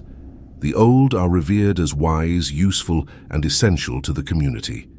They do not retire into irrelevance, they continue to contribute and to be seen as valuable. This perception becomes their biology. They do not generate the stress chemistry of feeling useless and discarded. They generate the growth chemistry of feeling purposeful and needed. Their cells respond accordingly. Aging slows because the environmental signal is not decline, but continued contribution. The modern Western approach to aging is toxic. We segregate the elderly into retirement communities or nursing homes, removing them from meaningful participation in society. We define them primarily by their losses: loss of work, loss of status, loss of physical capacity. We speak to them as if they are children, diminishing their autonomy and intelligence. All of this creates a collective environmental signal. You are no longer useful. You are waiting to die. The elderly internalize this signal and their bodies obey. They decline not because they must, but because the social environment is commanding decline. To slow aging, you must reject this program. You must refuse the collective agreement about what your age means. You must consciously construct a different narrative. I am not old, I am experienced. I am not declining, I am refining. I am not finished, I am evolving. This is not denial of physical changes.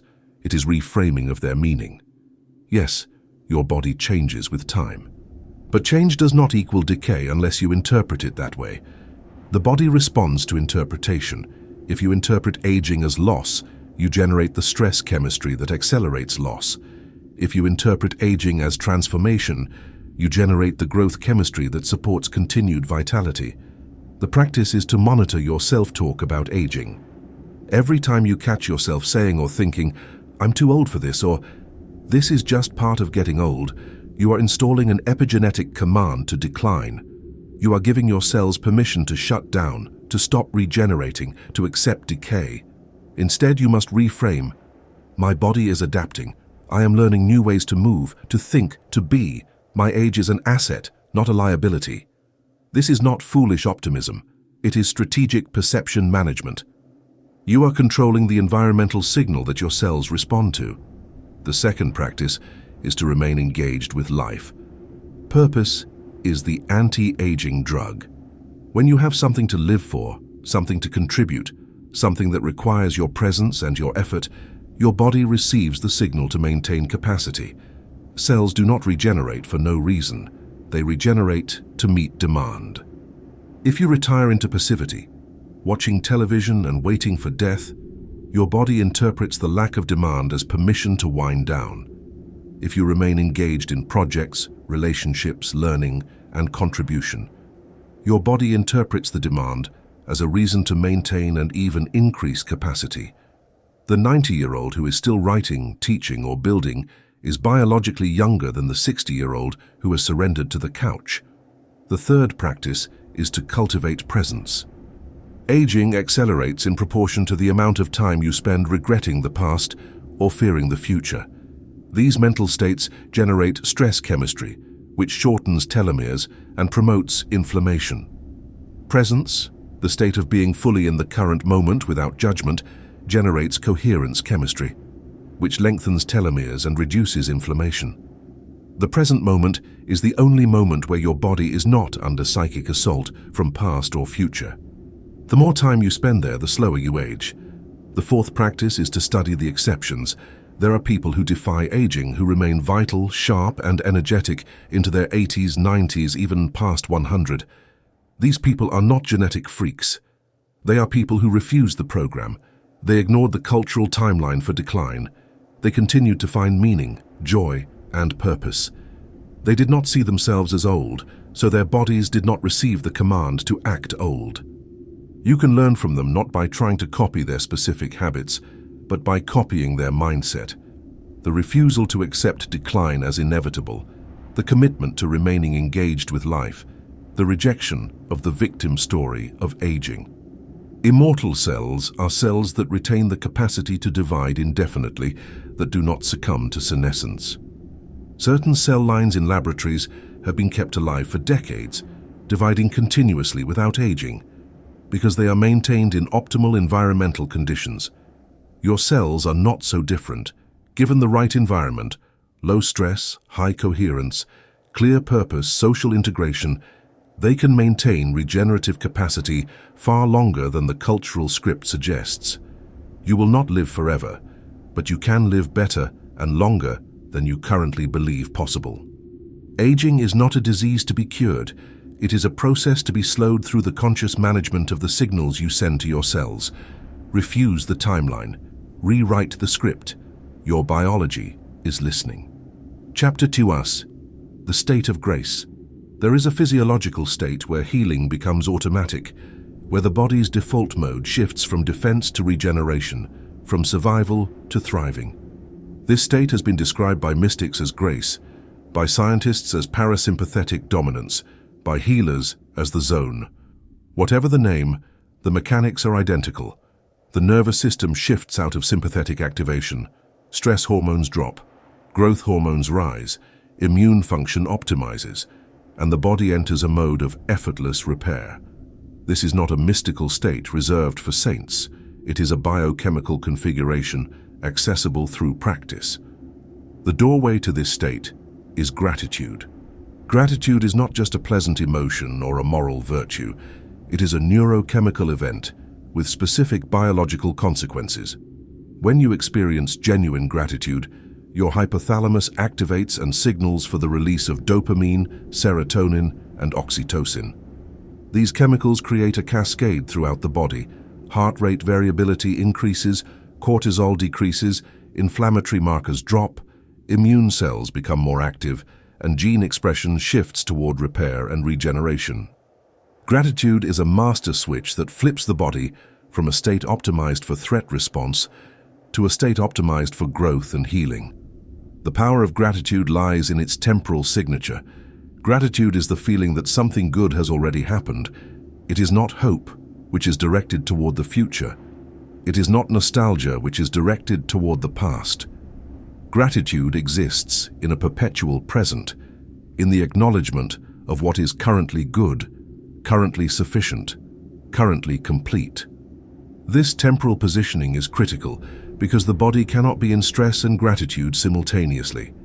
Stress is the perception of threat, which places you in the future, anticipating danger, or the past, ruminating on harm.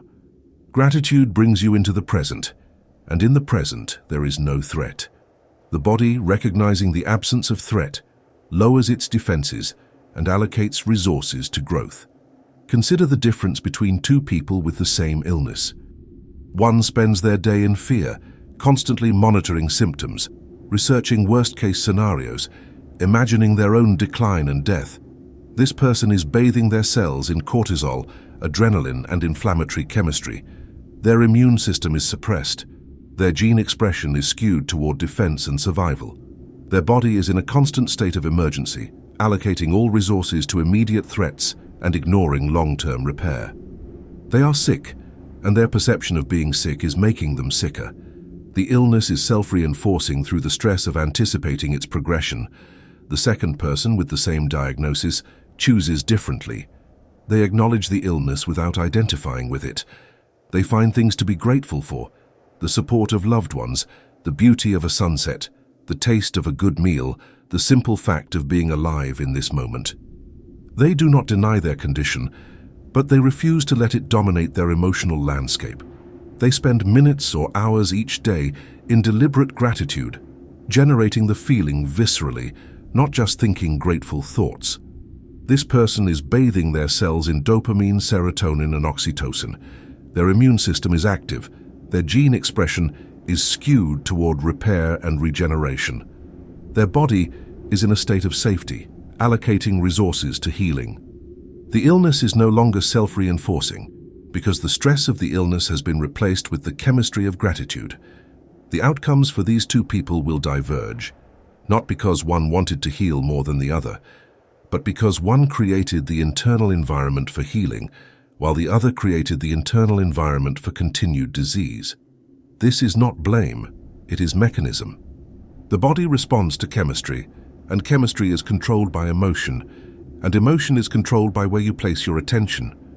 The person who places attention on what is wrong generates stress chemistry.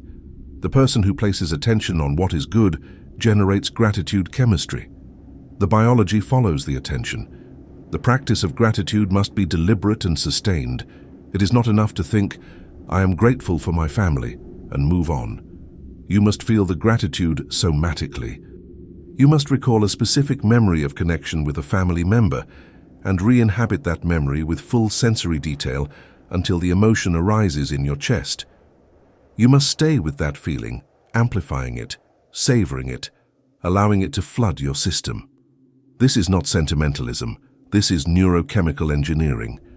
You are commanding your hypothalamus to release specific chemicals, and you do this through the intensity and duration of the feeling. The optimal time for gratitude practice is in the morning upon waking and in the evening before sleep. In the morning, you set the chemical tone for the day. Before you check your phone, before you engage with the demands of the world, you spend 5 or 10 minutes generating gratitude. This floods your system with coherence chemistry, which influences gene expression throughout the day.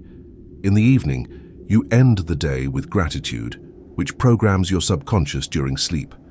The subconscious continues to process and integrate during sleep, and if the last input before sleep is gratitude, the night becomes a period of healing rather than a period of stress processing.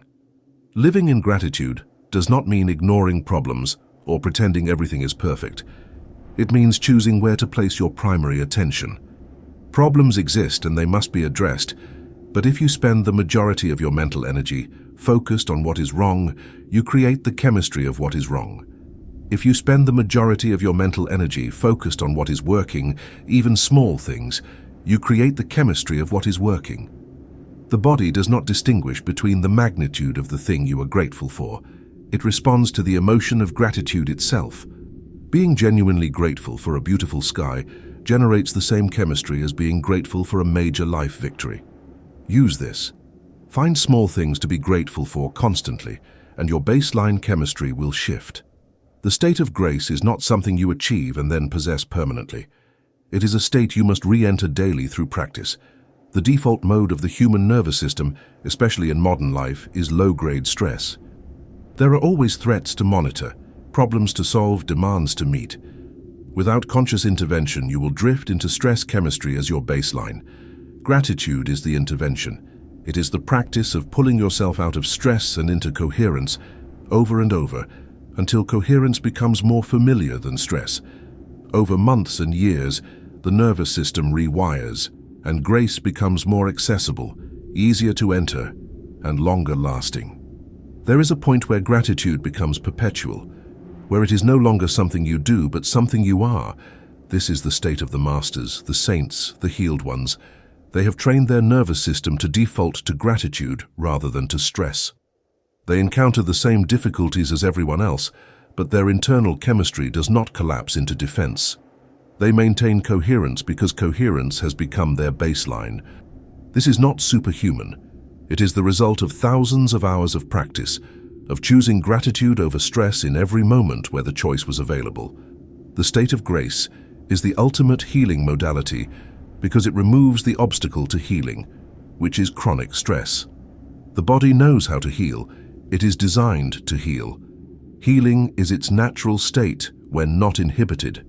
Stress inhibits healing by diverting resources to defense and suppressing the immune system. Gratitude removes the stress, allowing the body's innate intelligence to do its work. You do not have to know how to heal your body. You simply have to stop preventing it from healing itself. Gratitude is how you stop preventing it. This is the path to the new body and the new life. Not through force, not through willpower, not through endless struggle. but through the cultivation of a state of being where healing happens automatically because the chemistry of your internal environment supports nothing else. Enter gratitude, sustain gratitude, live in gratitude. The body will respond.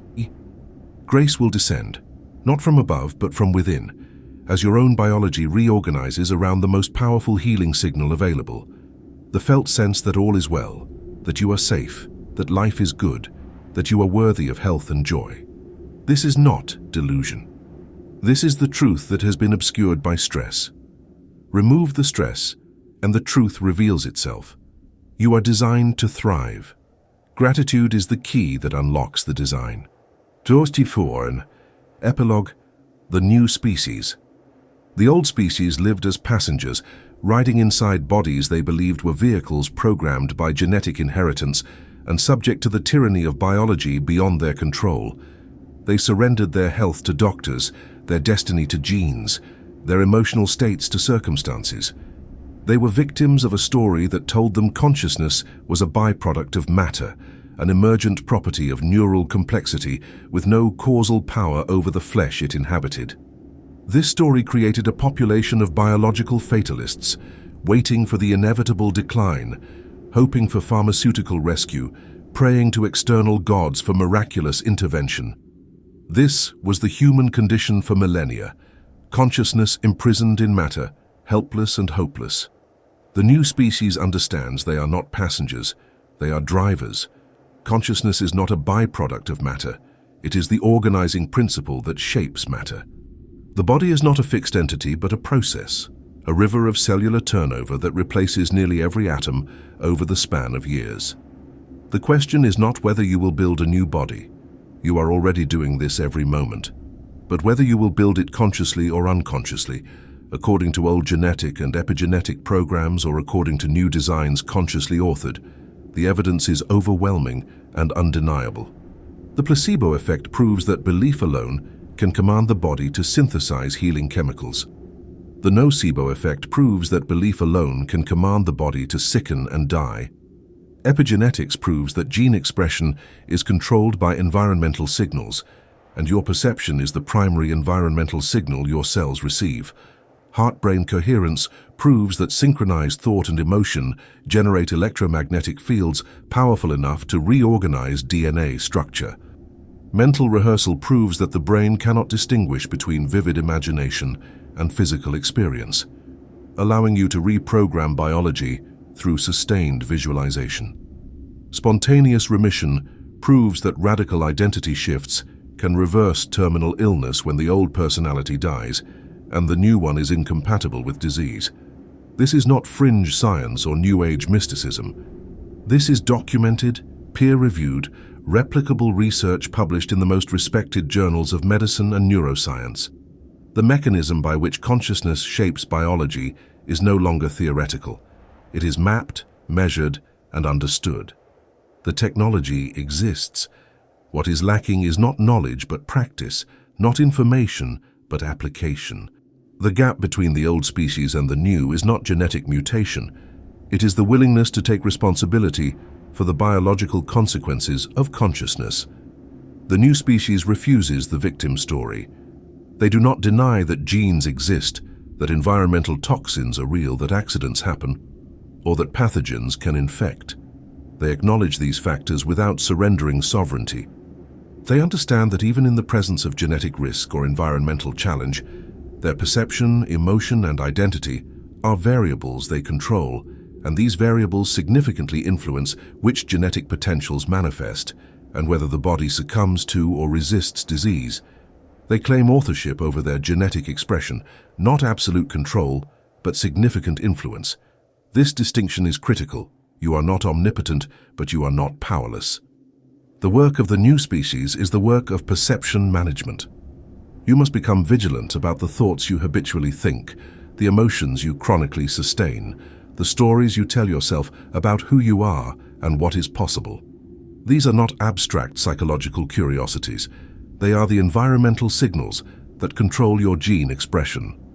A thought of fear triggers a cascade of stress hormones that signal your cells to shut down growth and activate defense. A thought of gratitude triggers a cascade of coherence hormones that signal your cells to engage repair and regeneration. Thought is not separate from biology. It is the beginning of biology, the immaterial spark that becomes the material cascade. The new species practices daily the disciplines of coherence, meditation to train presence, visualization to reprogram neural expectations, gratitude to shift chemistry, breathwork to modulate the nervous system, heart-brain coherence to amplify intention. These are not optional luxuries for those with spare time. They are survival skills for those who wish to thrive in bodies that respond to consciousness. The person who does not practice these disciplines is not morally inferior. They are simply operating with the firmware of the old species, and that firmware produces the outcomes of the old species: chronic disease, accelerated aging, and the sense of being a victim of forces beyond control. The transition from old species to new is uncomfortable because it requires the death of familiar identity. You must release the story that you are a victim, that your genes determine your fate, that your past defines your future, that your current limitations are fixed. These stories are comfortable because they absolve you of responsibility. If you are a victim, there is nothing you could have done differently, nothing you need to do now except wait for external rescue. But the price of this comfort is biological imprisonment. The new species trades the comfort of victimhood for the burden of authorship. And it is a burden because with authorship comes responsibility for outcomes. The new species is not trying to transcend the body or escape into pure consciousness. They are not denying matter or retreating into spirit. They are integrating consciousness and matter, understanding that these are not separate domains, but interpenetrating dimensions of a unified reality. Matter responds to consciousness. Consciousness arises through matter. The relationship is bidirectional, a feedback loop where each influences the other. By taking conscious control of one side of the loop, perception, thought, emotion, you gain influence over the other side. Chemistry, gene expression, physical structure. This is not magic. This is the natural operation of a unified system. The Genesis print is not a document written in your DNA. It is the pattern of epigenetic marks you add or remove daily through the quality of your consciousness. The print is fluid, responsive, constantly being rewritten. You are the author, whether you know it or not. The old species wrote unconsciously, reproducing the patterns of their lineage and culture, without awareness or choice. The new species writes consciously, selecting which genes to activate and which to silence based on a vision of who they wish to become rather than who they have been. This is the invitation: to step into conscious biological authorship, to claim your seat at the genetic switchboard, to become the operator rather than the victim of your own flesh. It is not an easy path. It requires daily discipline, sustained practice, uncomfortable identity shifts, and the willingness to challenge every limiting belief you have inherited about what is possible for a human body. But the alternative is to remain the old species, passively waiting for genetic or environmental fate to determine your health, your vitality, your lifespan. The old species is dying, not because they must, but because they believe they must, and their biology obeys their belief. The new species is being born in those who refuse the collective agreement about biological limitation. They are not special souls chosen for evolution. They are ordinary humans who encountered information that revealed the mechanism of consciousness to biology and made the decision to practice it. They are the ones who meditate daily, who visualize their healed bodies, who generate gratitude even in difficulty, who refuse to identify as victims of their diagnosis or their past. They are the ones whose biology is beginning to respond, whose chronic conditions are improving, whose aging is slowing, whose vitality is increasing. They are living proof that the formula works when applied with consistency and precision. You are standing at the threshold. On one side is the familiar territory of the old species, the comfort of victimhood and the resignation to decline. On the other side is the unknown territory of the new species, the burden of authorship and the possibility of radical transformation. The choice is not made once. It is made every day, in every moment, when you choose which thoughts to think, which emotions to sustain, which identity to inhabit. Each choice is a vote cast for the body you will inhabit tomorrow. Print the new code. Become the new species. The genetic switchboard is live, the operator's chair is empty, and the manual is in your hands. The Genesis print is being written now, in this moment, by the quality of consciousness you bring to your life. Choose wisely. Your cells are listening, your genes are waiting, and your future body is taking shape according to the signals you broadcast. The evolution is not happening to you. It is happening through you. Claim it, practice it, become it. The new species is not coming. It is already here, emerging wherever a human being decides to stop being a victim and start being an author. Let that human be you.